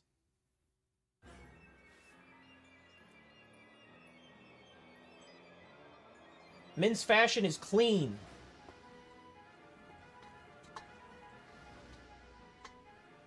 Almost always. Very rarely is it not. And especially in men's professional fashion, the clean look is desired. There are specific places where you're allowed to have decorations. Oh, like the lapel pin. The lapel pin is a place you're allowed to decorate. Cufflinks are a place you're allowed to decorate.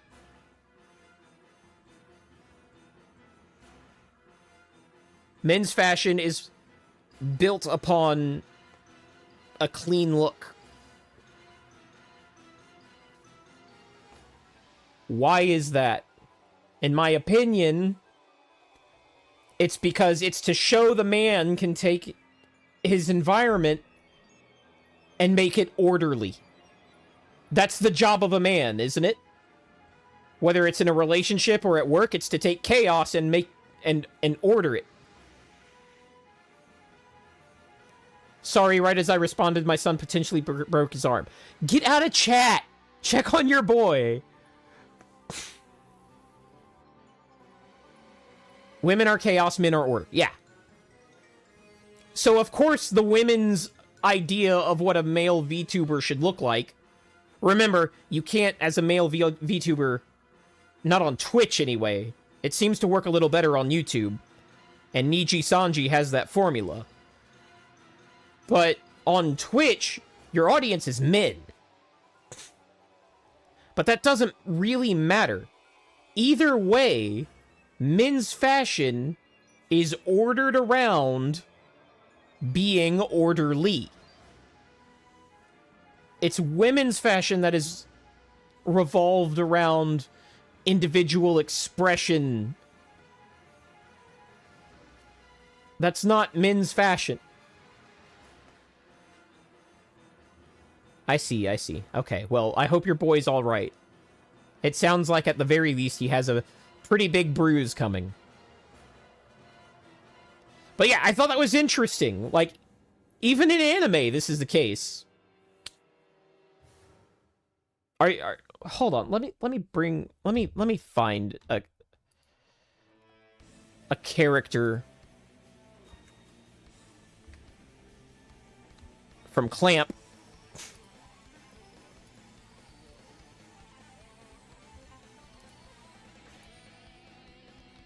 No, that image isn't big enough. Because Clamp, you know, they're pretty girly, right? They're pretty girly, right? Clamp is nothing but a bunch of Fujos making Fujo content. Are we agreed there?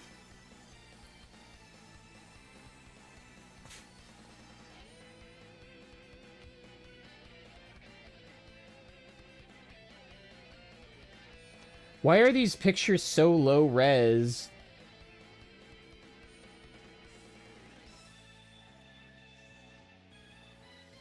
Anyway, are we going to accuse Clamp of bad designs while I look up... While I look this up?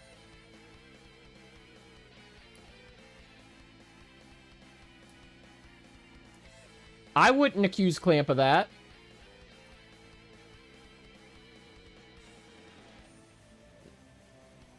The complicated things happening in this image have nothing to do with their outfits.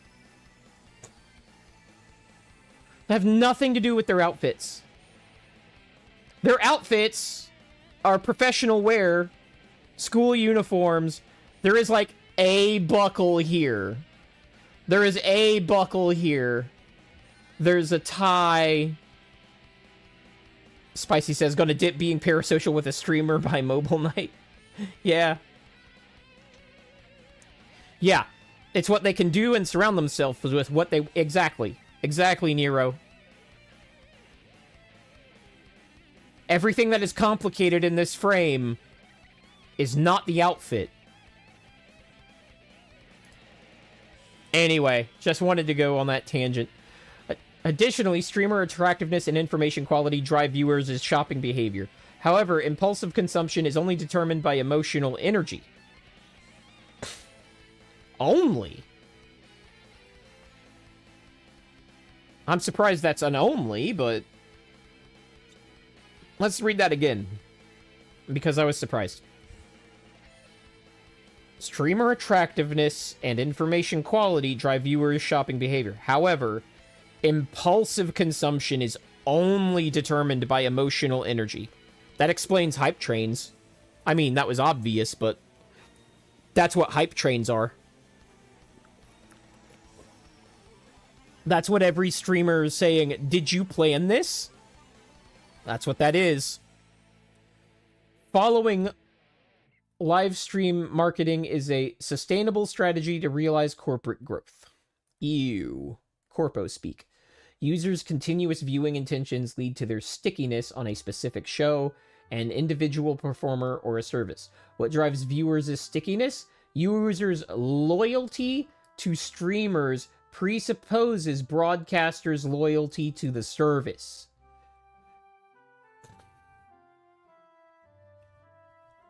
Gratifications as entertainment and sociability are necessary for viewers' loyalty. And immediate feedback is important for the perception of media richness. Which is the place where Twitch still mogs YouTube.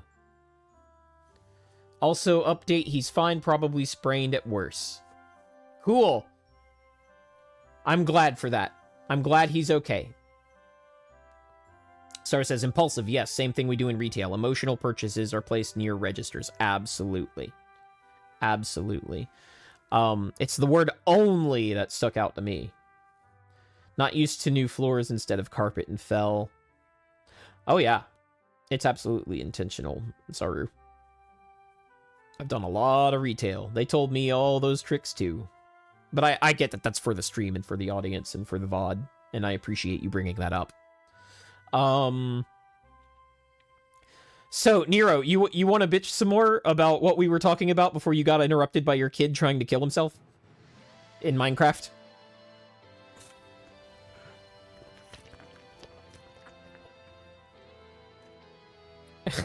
I can't believe... Yume says, I can't believe Nero made a new floor to harm his child.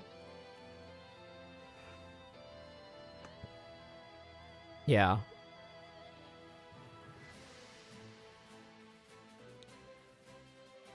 Hey, Nero. Wasn't it just like yesterday or the day before the popular sentiment was how your model looks almost doesn't matter? I thought I heard that recently. I'm just not sure if that conversation was supposed to be proximal to the greater discussion about male VTubers. It might not have been proximal to that on purpose, but it seemed proximal.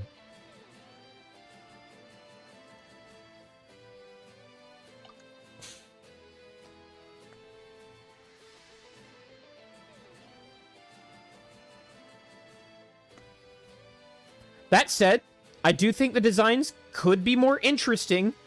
I just think that's a fundamental misunderstanding of men's fashion. I think that's a fundamental misunderstanding of men's fashion.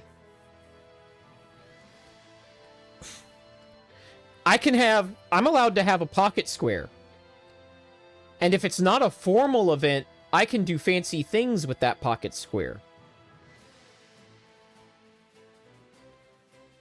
Like, there are places on this suit where I am allowed to decorate and places where I am not allowed to decorate. Those are rules. Well, not even the suit, this blazer. There's, like, specific areas I'm allowed, as a man, socially. There are specific areas on the Blazer I'm allowed to decorate, and areas where I am not. And to what degree I'm allowed to do either of those things is entirely dependent on how formal the setting is. But there are places where I'm not allowed to do things to this jacket regardless of the setting. Nero says, oh, pocket square is fine, but my crotch bells aren't okay? Right. Sarah says, well, appearances don't explain top male IRL streamers like PewDiePie or Asmongold. No, they don't. But we are talking specifically about Fantasyland, like male VTuber models. No shade to anybody in that conversation. I just thought that was interesting. But appearances do explain female streamers. I think when I was reading that study that Asmon actually does qualify as attractive because he's symmetrical. People with very, like, people that are ugly, they actually don't do well on the platform. Even if they're men. Nero says, because women want to fuck minotaurs, not just animated dudes. Also true. Can't blame them. Sarah says, I think it should be looked at the same way for male and female VTubers. I'm not so sure. Because both male and female people, when asked to rate the attractiveness of females, prefer females versus men. Billion Wicked Thoughts, by the way. Good read. Like, for humans, I don't even have to segregate by gender or anything. For humans, the female form is more visually appealing. That is a constant.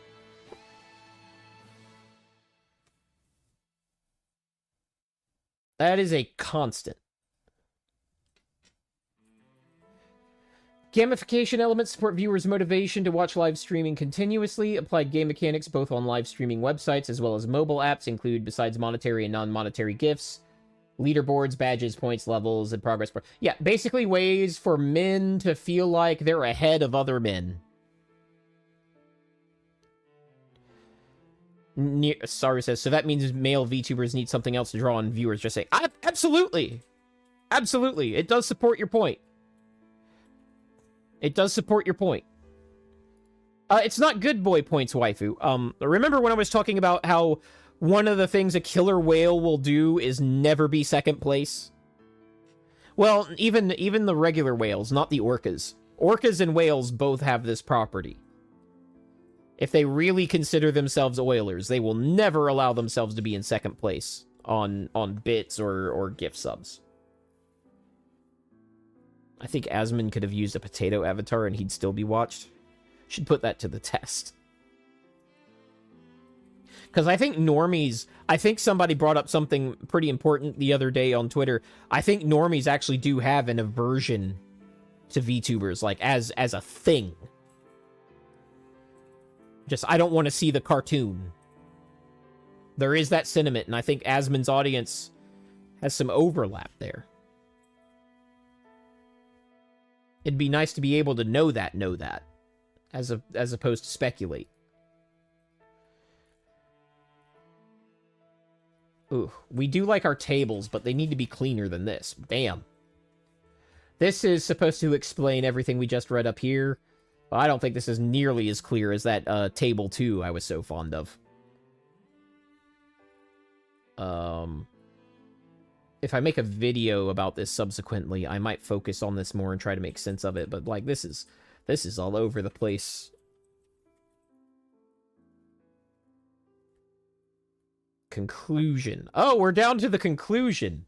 That's neat, because it's like 9:20, which is, like, close to the normal cutoff time for my stream. So, I was right. There was not going to be enough time to get to Emmy's situation in the depth that it deserved. So that'll be next stream. We'll do this Parasocial reading this stream, take some conclusions from it, And then we'll go into the Emmy situation next stream with all of this behind us. Interpersonal relations on live streaming services are neither social relations, this is their conclusion, not mine, nor parasocial relations, as there is reciprocity and temporal proximity. So what they're saying is, in parasocial relations, you cannot have these two. And that if you're live streaming and interacting with your chat, it is by default not parasocial. But cybersocial relations. Cybersocial relations, please use my term, occupy a position between social and parasocial relations, giving live streaming an exceptional position in the entire landscape of social media. In some circles, the interpersonal relationships on live streaming services are called parasocial. Due to our results, this terminology is not suitable and should be avoided, as live streaming mediated relations are a relation in its own rights. It is a task for the future to develop a scale for the determination of the extent of the respective live streaming mediation. Yes, I agree this exists on a scale. Because my chat gave some great examples on how this is a scale earlier. Yume was like, how hard do they need to thank me for a gift before it becomes not parasocial anymore? That was a good question. You know, it's the pile of sand problem. At what point do grains become a pile? That was good insight. Our main results are graphically presented in Figure 1. While the live streaming services provisions enable the actions of broadcasters and viewers, the social interests of both actor groups are very different. Streamers' social actions include, besides the necessary presentation of content, their focus on the virtual community. Also, in order to enrich their social capital by enlarging the fan base. That's important. The joy of presenting themselves, and to get non-monetary or monetary rewards. For some broadcasters, these actions are part of their jobs as digital entrepreneurs. Viewers' social actions show their enjoyment. They like the streamers they watch, identify with them, and reward them. Some like to participate in the stream. Many like the co-experience with other users, and the ability to meet new people in the online world, and at TwitchCon. What happens when a significant portion of your cybersocial audience meets up in real world at TwitchCon? They are no longer cybersocial. If you're going to use these guys' terms. Most important are the interactions between streamers and viewers among the viewers, leading to highly interactive communication, emotional, and content-related connections between all participating players, and their sense of virtual community. That is what makes interpersonal relations on live streaming services unique in all social media. See, this is a fundamental part of my position. Our minds do not understand the difference. Our minds do not understand the difference. Ipso facto, there isn't one. Because this is all in our heads. It's like social interaction that's the domain of this. And if it can't tell the difference, then it is. In regards to the social aspect. Research on live streaming services and their actors' information behavior is fast growing. Hot topic. Uh-oh. I hear there are some places where hot topics are banned. Although this review is based upon 77 articles, there could be more papers on special aspects of interpersonal relations, especially studying online shopping. Some articles do not only describe interpersonal interactions, but apply theories or models to structure their study or to explain their observations. E.g., uses and gratification theory, self-determination theory, affective disposition theory, social cognitive theory, or social identification theory. As we have skipped these theories, it should be investigated in further research. Besides this study, there are 2 systematic reviews on our topic, but we miss a review on all aspects of information behavior, on all kinds of live streaming services in all countries and cultures.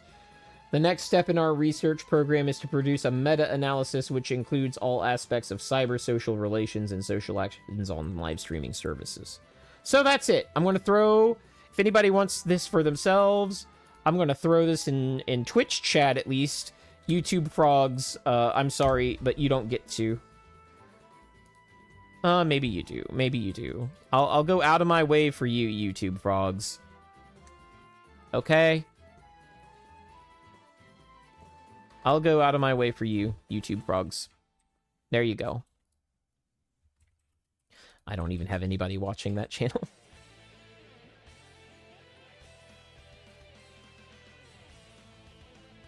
Except for me. Anyway. They left a cliffhanger just to get research funds. Not just to, but to provide cover for that. Absolutely. Why are there so many pings? Okay. Alright, so I hope you guys enjoyed that paper. There are some other things I wanted to cover real quick. So when a streamer, especially a VTuber, Serial Nero, everybody died, except for me. You know why? Because I had my tray table up. And my seat in the full up. Oh, God, how did that go? And my seat back in the full upright position. I got that reference.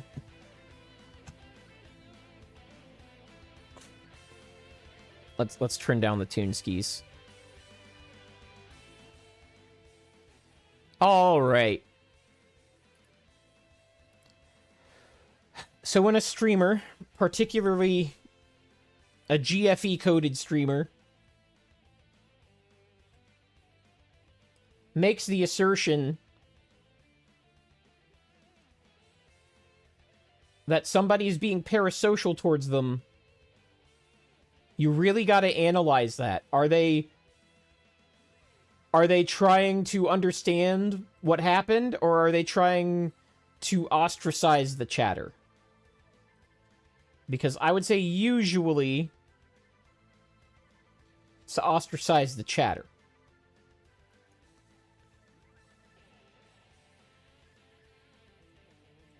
Because they generally, you got to take, and sometimes they don't say, like in the it had to be pulled out of here.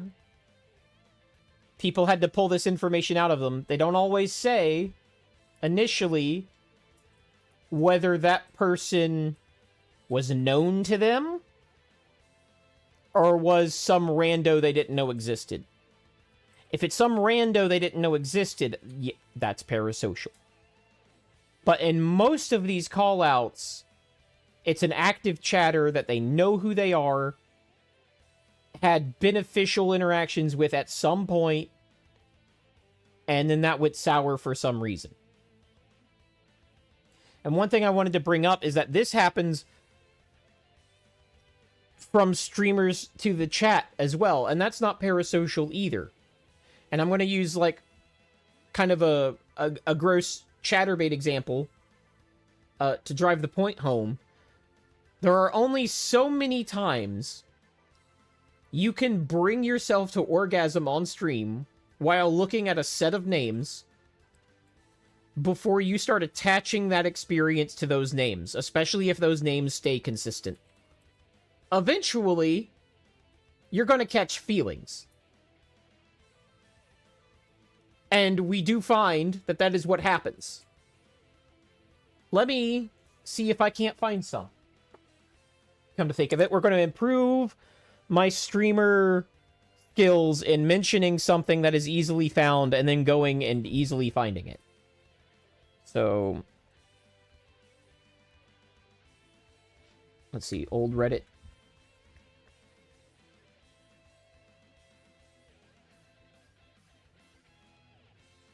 Not signed in on old Reddit. That's fine.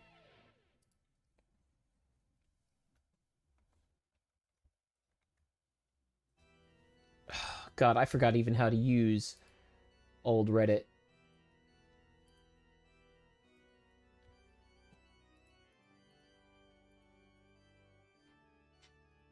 Okay. Let's see if I can find it in regular Reddit.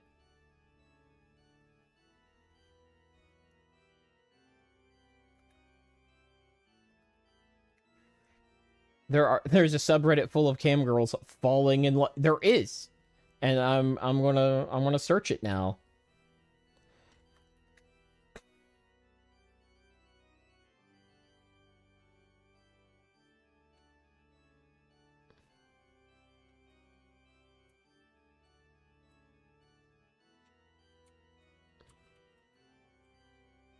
Ooh, that's a good one. 2 years ago. Saying I love you.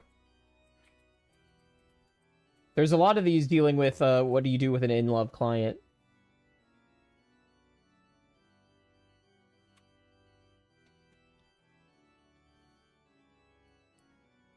Let's see. With a client. Oh, yeah. That immediately came up 5 years ago. Okay. Here we go.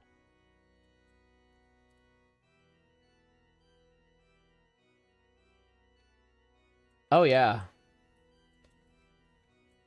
Ooh, that's a good one. All right, let's start putting these up on the screen. Sorry about that.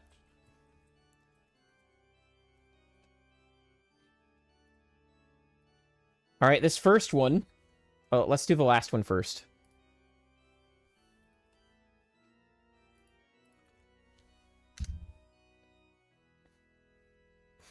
Archived post. That's fine. This was 5 years ago.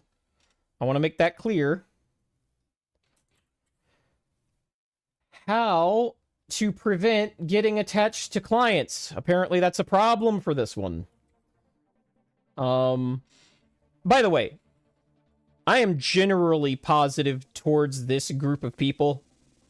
So don't go using the content of this subreddit to do awful things or to harass people.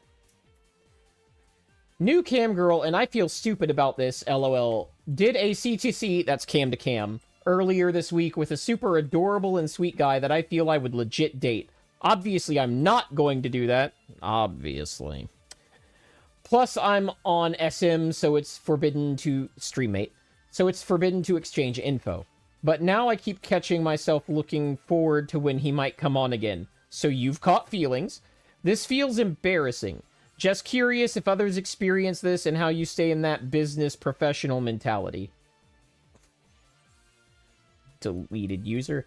There's nothing wrong with looking forward to seeing a client. Forming great connections is part of the fun of cam. So this person's like, yeah, that's part of the job. Enjoy it. As far as crush or interest in dating, just remember it's a fantasy. Even if you are similar to yourself on cam, you are still building a fantasy. This is cope. It's necessary cope for the job, but it is cope.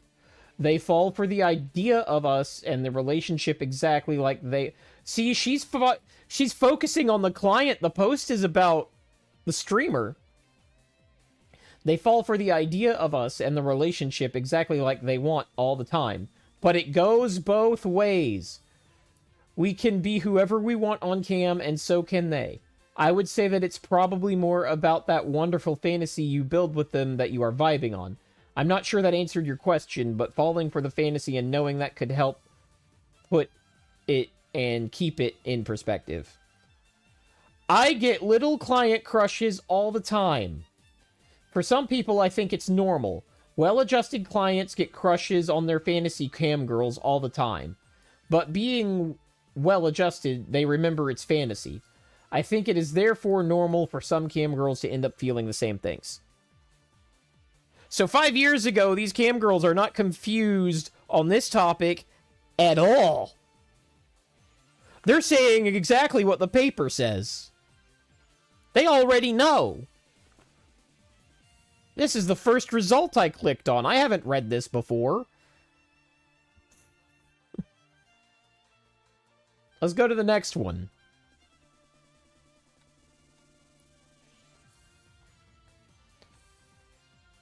I want to see what the comments say, because I know for a fact this has happened. Saru says, 5 years is about when VTubers started. Fancy that. Would you ever date a customer? I'm sure no VTuber has ever dated a customer. So I met a guy a few months ago and we chatted for a while in my room. Then he subscribed to my Snapchat and we hit it off so well, heart face emoji. Tonight we were laughing about how absurd it seems to meet someone that way. Settle a bet though? Is this something you could see yourself doing? 82 comments. They usually try to play you and get stuff for free. I adore some of my clients, but they're not my real friends and can't be my lovers. You do you, though! This happened to me my first week on Night Flirt. Homie cost me at least $200 in free calls. Fuck that. OP. No, I'm so sorry that happened. Good warning for others. Actually dating one of my customers, no. Being good friends, though? Totally. Huh. God, no. No way. These two were higher rated than these two. This next comment is so mask off. So mask off. Pause says, oh god, the F word. And yes, you can subscribe to a Snapchat. Real friends ain't no way. If the client can't pay my bills, then no. The benefits don't outweigh the cons for me. 99% of the times, clients will stop paying you because they are now your boyfriend and will either ask you to quit or become pimp-like. Yes, this is a huge risk. Like, this might sound sociopathic, but this is 100% correct. I don't think getting paid, keeping my anonymity and boundaries is a great idea to sacrifice for fake love and me giving up free pussy to a man who has conned me out of a once pay-for-play arrangement. If the money stops, I've played myself. 7 replies. We won't read the replies to the replies. I could never see myself dating a customer. I'd rather meet someone outside of work personally. Notice, though, that the highest rated comments were like yeah, sometimes, sure.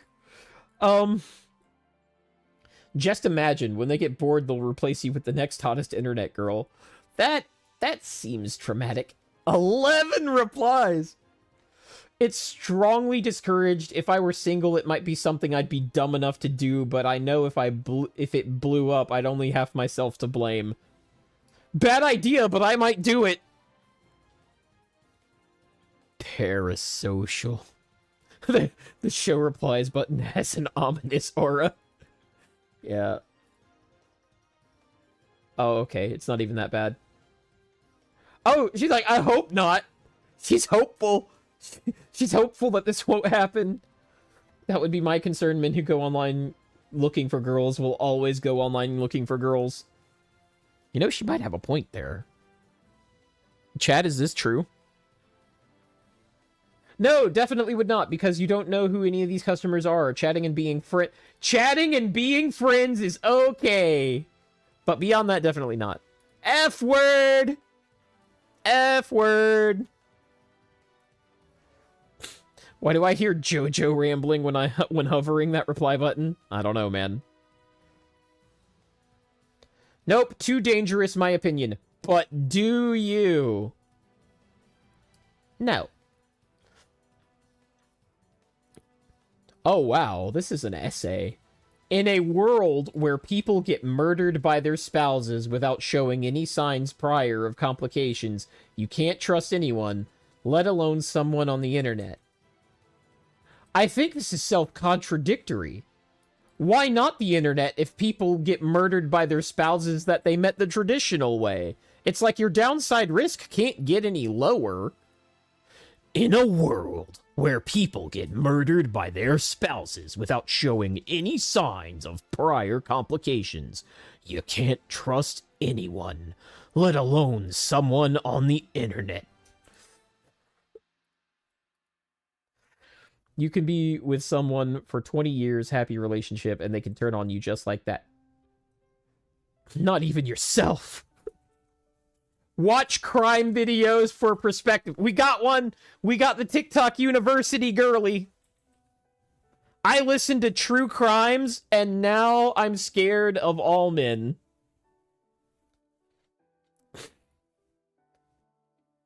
Abso-fucking-lutely not. Not for free. I love that reply.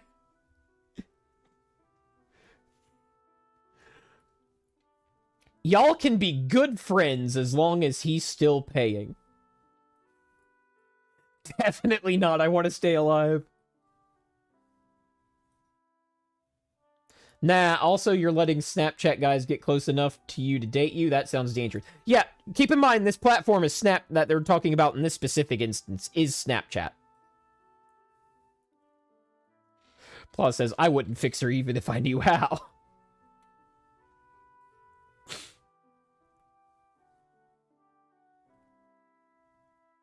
No, meeting a serious partner on a masturbation website doesn't sound like a good idea. We are humans, so can happen. Not recommended, but if you do it, be very safe. I know at least a couple of them that have had successful marriages with a client. But I do like, oh, we got the 2UP here. I would definitely do it, and it would certainly blow up in my face. I'm not the most self-aware streamer on any platform, ladies and gentlemen. God damn.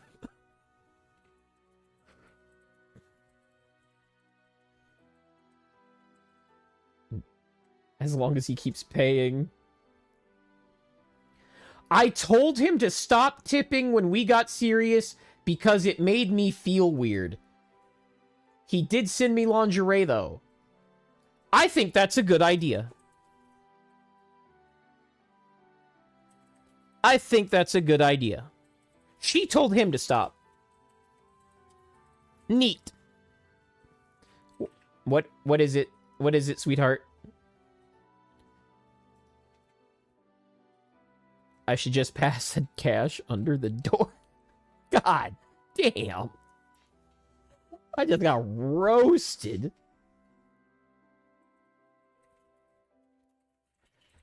See, I wondered this too, because safety is a big thing, but most dating is online now, and who's to say meeting these random people on Tinder is safe?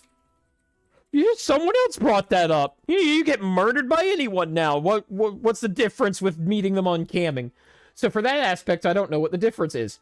You know, as a cybersecurity professional, I don't either. Aside from the inherent, there is an inherent, like, transactional money thing going on here. That is true. That is, like, the difference. But I see where you're coming from in your risk assessment. I do. But for business versus pleasure reasons, definitely a risk. Yeah. Hey, Melanie Yellow Roses 3 years ago. 3 years ago. Yeah, go get your CISSP, girl. You're qualified.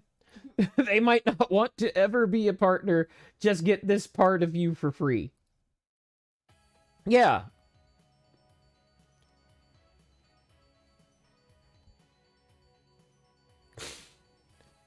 Nero says there can be some good pleasure sliz online. Yeah.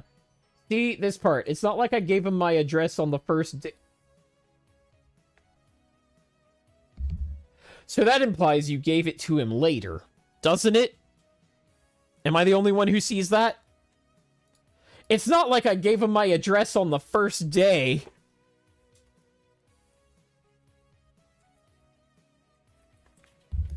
Oh my god. We have proceeded to a place in society where the street address has replaced the pussy for the thing you don't give out on the first date.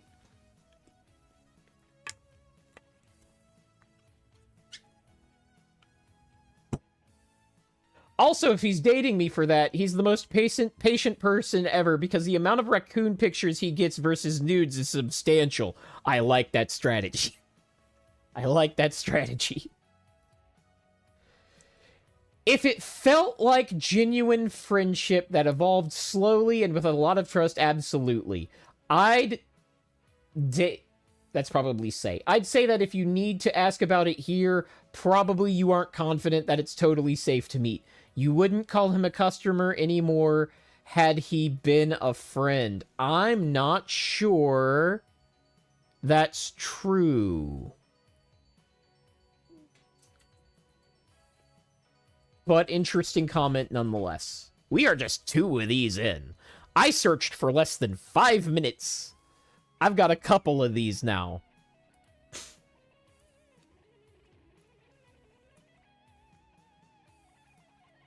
And this is just, like, one subreddit. There's also, like, spicy creators. There's, yeah, spicy creator advice. There's client cringe. There's OnlyFans advice. I just kept this search to CGP because I like CGP a lot. Yeah, OP's name was pretty good. Hi, guys. Does anyone here have the same experience as me? There's this guy who always private me, and he gives me gifts and help me sometimes. This looks ESL. Financially, and it's the thing that make me being comfortable with him. I feel like someday we will meet and be... Oh no, honey. This is not like the other two. Oh, CGP Gray? CGP Gray Time Waster? Eh? I feel like someday we will meet and be... Oh, man. Oh, no. Notice how different these are? Or this one is from the other two? This already seems like a very bad idea. But this thing makes me sad when he gives mixed signals, like sometimes he loves me and sometimes he treated me like a total stranger, and when we are not okay, I can't really work, I feel hurt and distracted. Oh no. Oh no. It feels pain and it's bad because I used to earn a lot before and now it's like I don't care, but I have bills and oh no. Oh no. Oh no.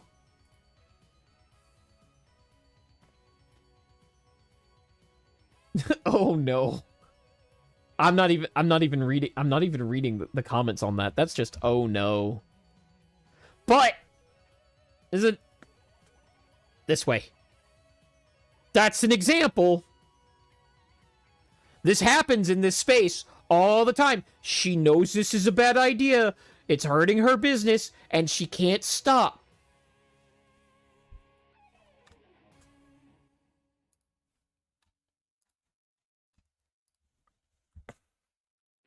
Next one. And then there's one more, and then we will end for the evening. I'm just making a point of how easy these are to find. Have you ever kind of fell in love with one of your clients or meet them? That's it. That's the post. Don't do it. Business is business. Do not. I wouldn't say that I fell in love, but I had a client a few years ago that I got attached to.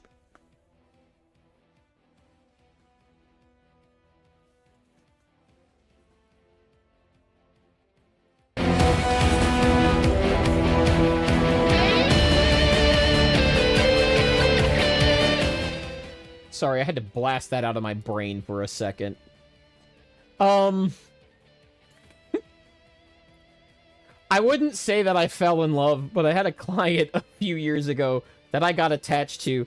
He was a regular who followed me on everything, and he was very generous and kind from the get-go. We exchanged emails and communicated every day for several months, and he'd always compensate me for my time. Long story short, I became too comfortable and started sharing personal stuff about my life, which in hindsight, I think he entertained just to be polite. Girl. I wouldn't say that I fell in love. After about a month of that, I'm sure he realized I was getting too attached because he ghosted me. I was just starting out, so it was a huge reality check to me about professional boundaries and how I'm selling a fantasy that might turn clients off because it becomes too real. That dude is such a giga chad. You could have been groomed so hard right there. That dude saved your ass. I don't think it's abnormal to get attached to people in any line of sex work. That's a good statement. I don't think it's abnormal to get attached to people in any line of sex work, and I already explained why that was. It should be obvious. But you need to remind yourself that it's just business. Just business. Letting the lines blur can be dangerous for both you and your clients, and safety plus security are some of the most important things in this industry. No, I heard girls go missing doing that. She said the line! Thanks, pause. Yume says, I wouldn't say that I fell in love, but I fell in love, okay?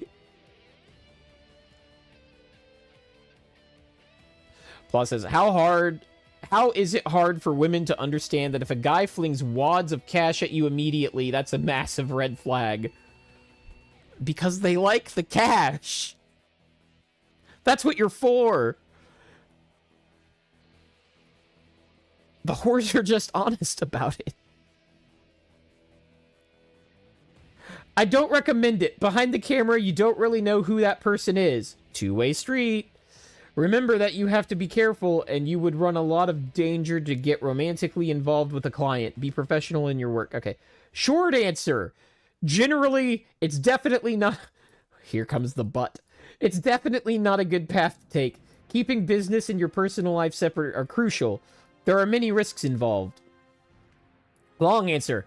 I do understand and have been in a similar situation once. What I should do versus what I did do. But I think the circumstances were different. It's different when I do it. It certainly wasn't love, but we had mutual interest, attraction, and connected off-platform for beat. Not love, though. It was personally beneficial for me, as I learned a lot about BDSM that I incorporate into my personal and professional life. So she took it with her. He was happy to teach me things about safe play without demanding anything. We're still casual friends to this day. But I drew the line at meeting in person, and he what the?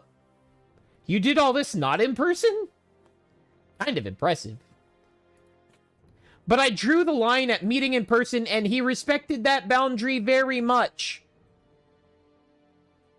Not in love, though. So I do think sometimes it depends on your situation. Becoming genuine friends with a customer isn't a bad thing. But love seems like a huge risk, especially if you don't truly know each other's real personas. If you choose to pursue anything, becoming genuine friends. So, the argument here is that it was totally platonic BDSM. If you choose to pursue anything, please use caution in every way possible. I'm not going to judge either way, but staying safe is a priority.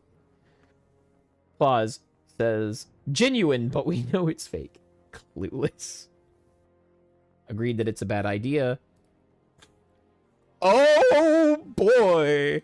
I love how this one starts. This is how I would start something. I disagree with other comments because I am a bit older. I think that your cam girl life is your real life.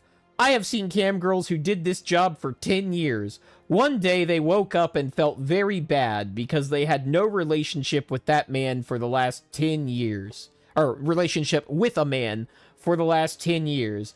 Life is not a video game even if you work online. When you will be 40 years old, it will be too late. On Camgirl website, you meet many more men than in reality. You can easily find the best man that you want.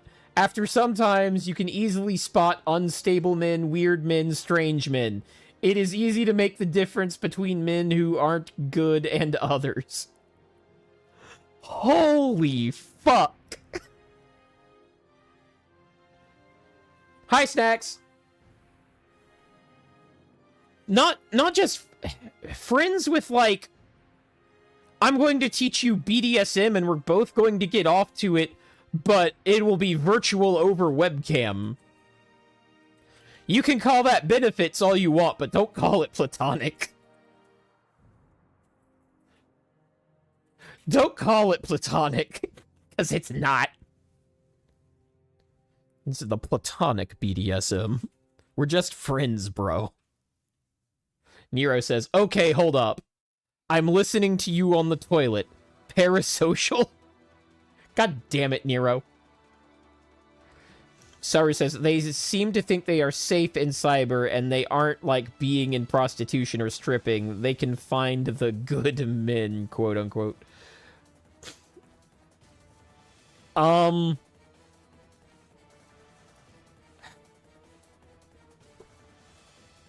Is this a problem with getting... Yeah, but you go silent for a while, and I get why, but, like... Anytime somebody goes too silent, I assume that they've left chat, because that's what I do. If you see me go... Snacks, you know how much of a yapper I am. If you see me go silent in your chat, it's because I got distracted doing something else. You can count on it. So I project a little bit, and when I see somebody stops talking, I'm like, oh, they left. They're gone.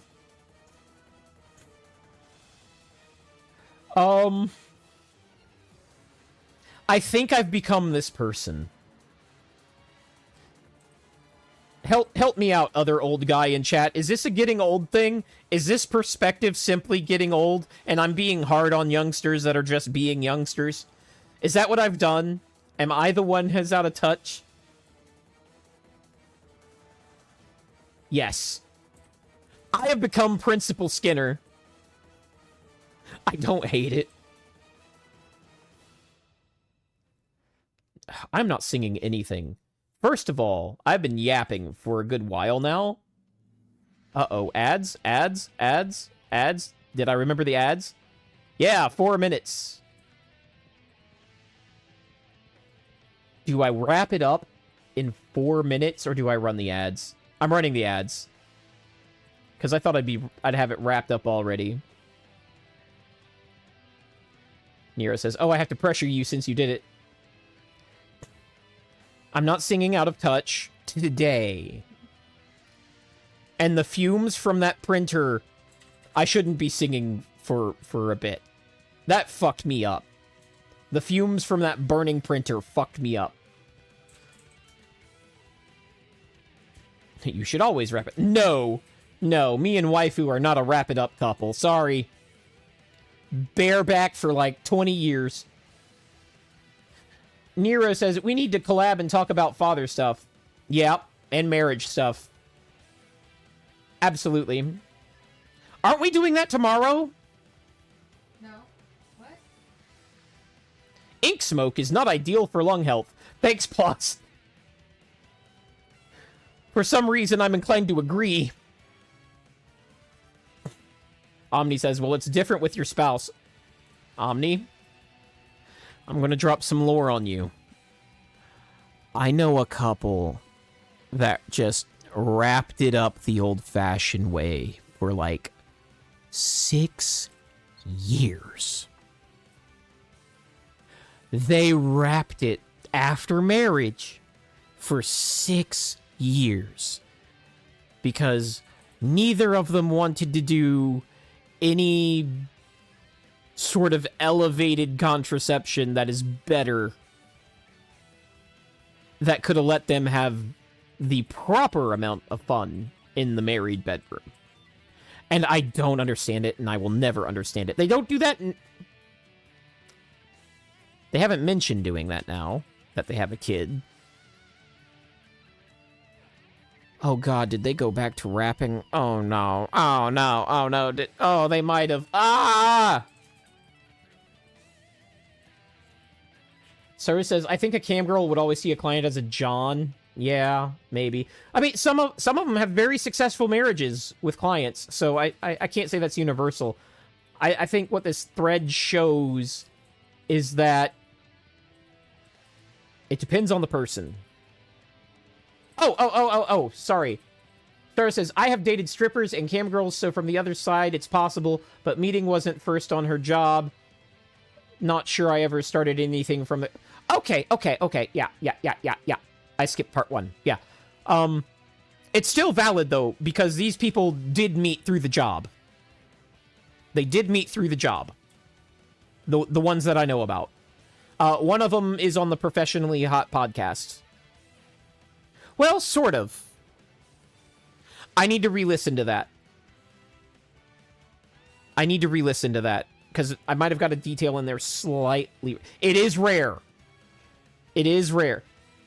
Oh yeah, I'm going to plug the Professionally Hot podcast again, because it's a great podcast, and you should listen to it. Absolutely. Anyway. Oh, I love this one. This is the nope meme. Nope. No. I do no engage with them in any kind of personal way, and if they want that from me, I ignore them or give them the absolute bare minimum. Nira says, RM, when will you be my manager for my campsite? I am not managing or modding anything. I am done with that shit. I do know that one of them on the Professionally Hot podcast that isn't married did have a date with a person and a relationship with a person, but that relationship was ruined by that person becoming interested in their job. So, you know, it does vary. It's like that ruined that for her. And a lot of the people in these threads have had that same sentiment. Where they... Yeah, that's where it happens. Yeah. And I think... Was that the last one? Was that the last one?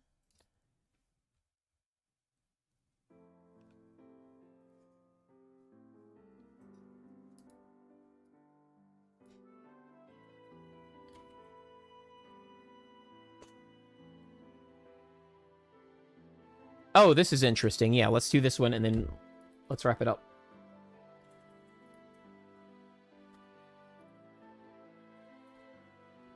No, I did not wrap it up in 4 minutes. Yeah, actually the one that is married is ex-workers. Has been long since retired, and her content was non-nude, actually.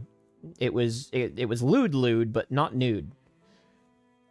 So there you go. I already ran the ads.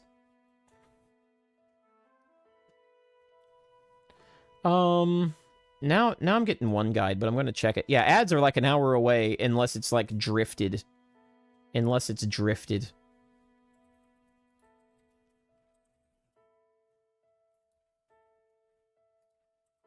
Unless it's drifted.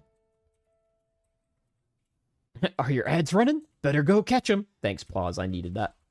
So I have a regular who just took me exclusive and told me how much he loves me and wants to be with me for real. Oh. And said, next weekend. Should I be worried, or do you find it's just another kink? Almost guaranteed it's roleplay. It literally happens all the time. Next weekend, he might as well not come at all. Why does it worry you exactly? They don't know where you live. Not saying your feelings aren't valid. I'm genuinely asking, like, did something else cause reason for concern? And that's not a... I think what this question is asking is, like, do you have feelings? In my opinion, he tells the other models the same thing when he goes into exclusive, and you may just be sensitive to those words from society saying so. Words are cheap. I agree with that. You want to talk about cheap words?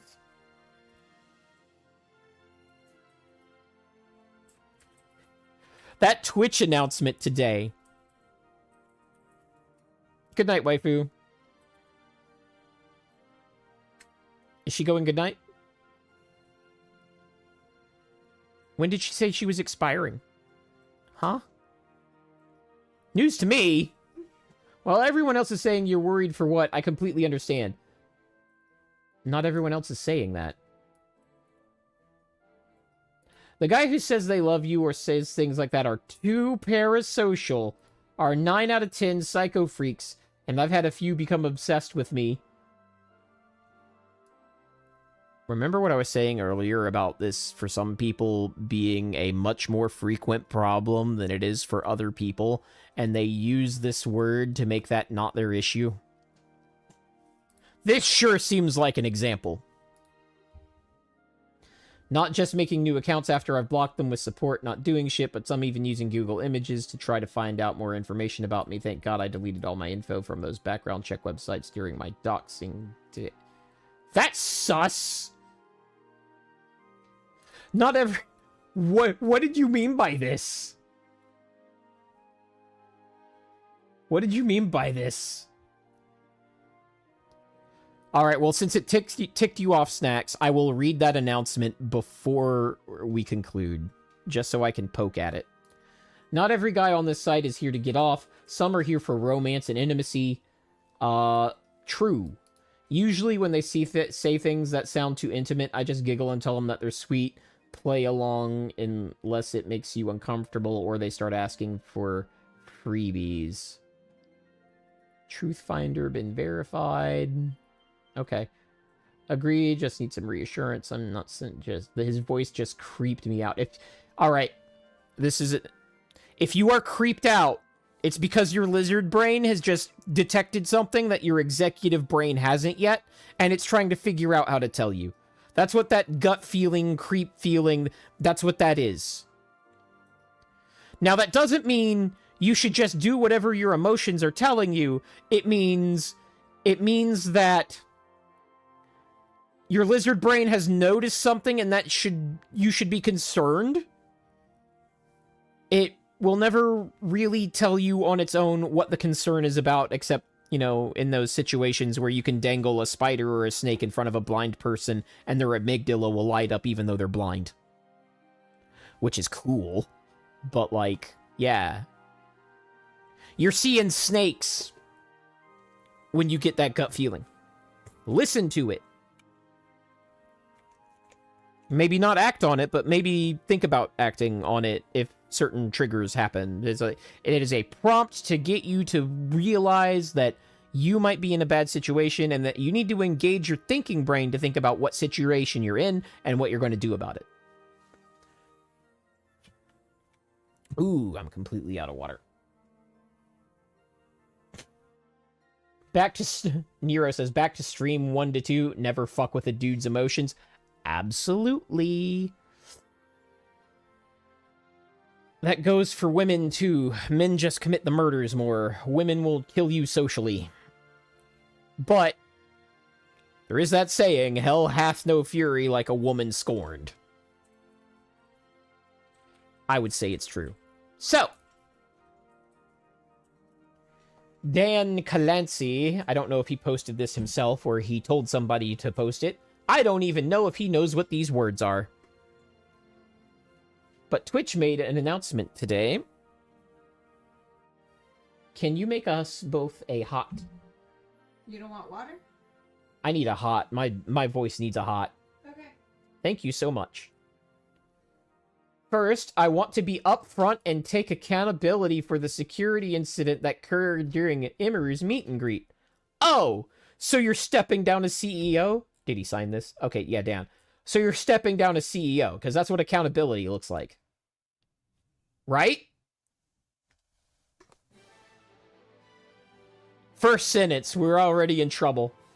I remember there was a comment under here that said, like, words are air. I agree. Doesn't look like written by... Saru says, doesn't look like written by a 60-year-old gooner, but his lawyer. Yeah, it shouldn't have happened, and we take that very seriously. Who is we? When you said taking accountability, you were using I words. But now it's we take that very seriously. Okay, we failed. I thought I was taking accountability, not we. We failed, both in allowing it to occur and in our response following. We mismanaged.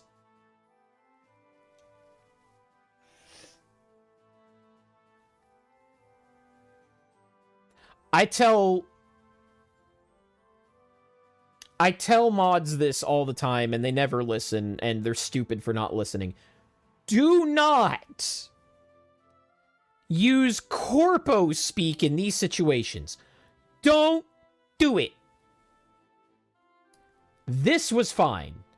This was This was We mismanaged our communications about the innocent. You've lost everybody. If you hadn't lost them before, you have lost them now. And that includes the comments I made. We're back to I words. I apologize to Emiru for all that took place. You can't even name. She was assaulted, dude. She was sexually assaulted. She was essayed at your event in front of cameras. God, imagine if after I got kicked out of Lucy's, I said, I apologize for all that has happened. And I expected anyone to say that, take that seriously. Sarah says, actually, never mind. No lawyer was consulted on this message. I think he did write this. Yeah, I'm starting to agree, Saru. Plus, says, hey, yeah, so sorry about that stuff that happened or whatever. Right? At least name the specific thing you're apologizing for. Holy fuck. What are we doing moving forward? For meet and greets, we've started navel gazing. Let me actually read it. For meet and greets, we've begun a complete analysis of the incident that took place, as well as other issues that came to our attention after TwitchCon concluded. We're examining everything, from how we do signups, to the layout, to increased security controls. Hire me. I will do it better. I 100% will do it better. I'm not joking. I will do it on contract. Give me a fucking floor plan. I can do this remote. Give me a floor plan of where next TwitchCon will be. I'm assuming same menu. Just give me a floor plan and I can work this out. We'll be talking about that next stream, actually. We're also doing a comprehensive review of overall event safety and security. All right, on a more serious note, seeing the physical venue is actually pretty key. You can do a lot with a floor plan, if it's accurate. But there's a lot you can't do with a floor plan. Just to be a little less hyperbolic, to be a little more professional about it. But like, yeah, give me the floor plan and I'll do better than what you did. I can at least do better than that. Make me CEO of VTubing. That's right, Snacks. I'm not asking him to make me CEO. Just put me in charge of the event security plan.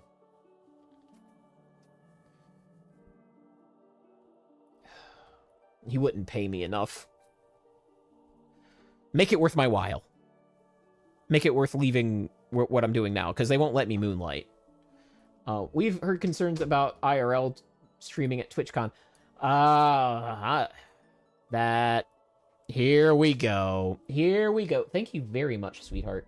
Oh. Here we go.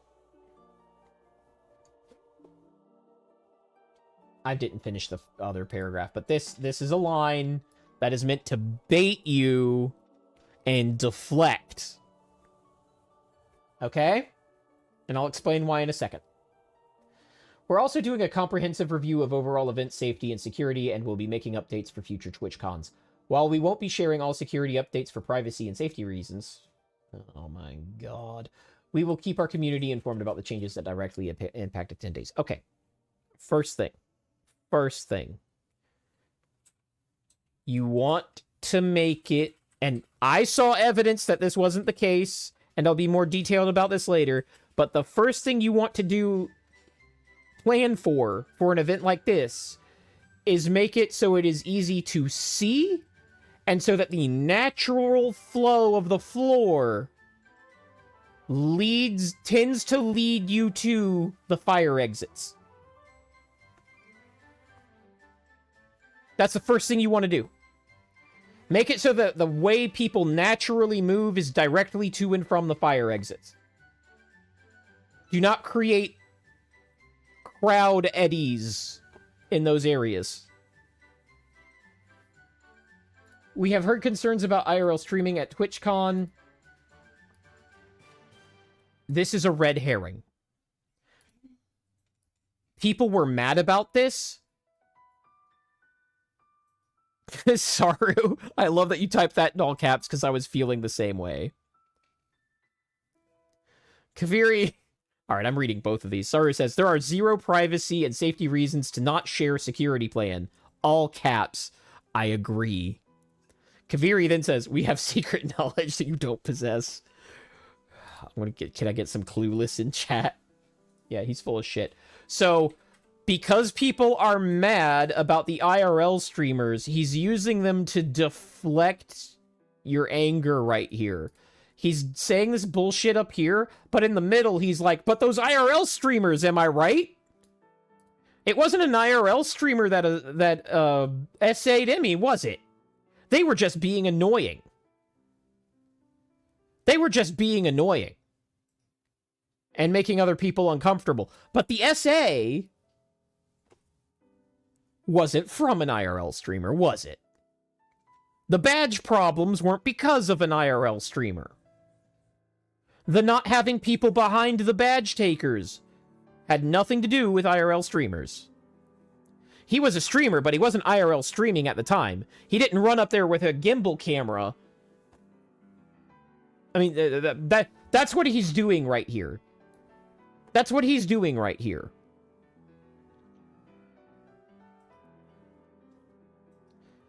Plaz gets this right in a sentence. The SA just ruined everything, didn't it? Let's not do that again. Done and done. But no, he's deflecting. And I'm focusing on this because Snacks was there, and I don't know how annoyed or not annoyed Snacks might have been to the IRL streamers, so I don't know how vulnerable Snacks is to this deflection technique. But this is a deflection technique. This is to get you to focus on something that annoyed you instead of the 3 paragraphs that came before it. Twitch has evolved over the... Why even say that? Twitch has evolved over the years, and IRL streaming is a part of Twitch, but we need to ensure that TwitchCon meets the needs of a variety of participants. You mean so that people can go to a public place with cameras and feel entitled to have their picture not taken? Is that what you're talking about? Sounds like that's what you're talking about. Oh, that's so good on my throat. We will be reviewing how we handle IRL streaming at TwitchCon, and we'll have more to share soon. He has said literally nothing except we're looking at it. Snack says, I had my face mask on. Right. That's fine. Some streamers have their face mask on, and then want you to put a sticker over it if you share it online. Only the people who like you are going to do that. The people who don't like you won't care about your rules at all, and they're going to do it anyway. It is fine to expect the people who like you to respect your comfort zone and your boundaries, but you can't make that your security plan, because your security plan is not about the people who like you. Your security plan is about the people who don't like you. So yeah, gently put that boundary out there. But don't go on social media and stamp your feet all mad when somebody doesn't follow those rules. You can identify that person as a person that doesn't like you in the future. But these aren't, like, laws. These are things people who like you are going to follow. That's all they are. They're definitely not a security plan, which is how a lot of streamers, and especially bigger streamers, seem to treat it. They treat it like a security plan. That is so wrong-headed, it's giving me a headache. Okay, it's the light on only one side of my face that's giving me a headache, and the fumes from the printer, but that's an aside. Yeah, like Dan says, ban them for chat for better security. Right. Anyway, Snacks, this is designed to deflect your attention to an unrelated problem that annoyed people. That's what that is. Finally, we got clear feed... Oh, that's the corpo speak again. People are pissed at you. We got clear feedback on accessibility across the event. You violated ADA. The clear feedback is the fucking law. Oh, the law. God damn. I'm just saying.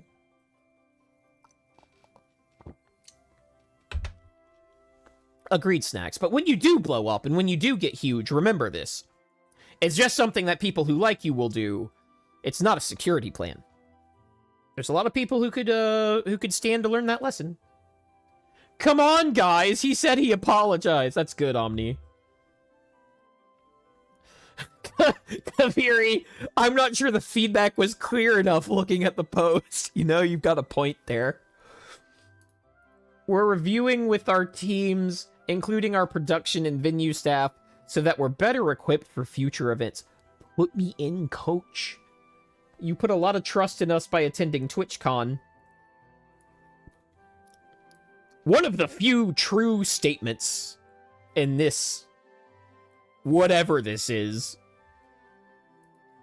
And we take our responsibility to keep you safe seriously. Demonstrably untrue. Demonstrably false. We know that TwitchCon means a lot to a lot of people, and it means a lot to us. Be on the lookout for more updates, and thanks for being part of Twitch. Dan Clancy. Sorry, I couldn't finish that seriously. Clear feedback equals a crime happened. Exactly, Sar. What the fuck are production and venue staff going to do about crimes? I'm wondering that too. Anyway, guys, it has been an honor and a pleasure. I have run way, way over. Another ad is coming if I don't finish now. So, have a good night, everybody. Thank you for being here. I had a great stream.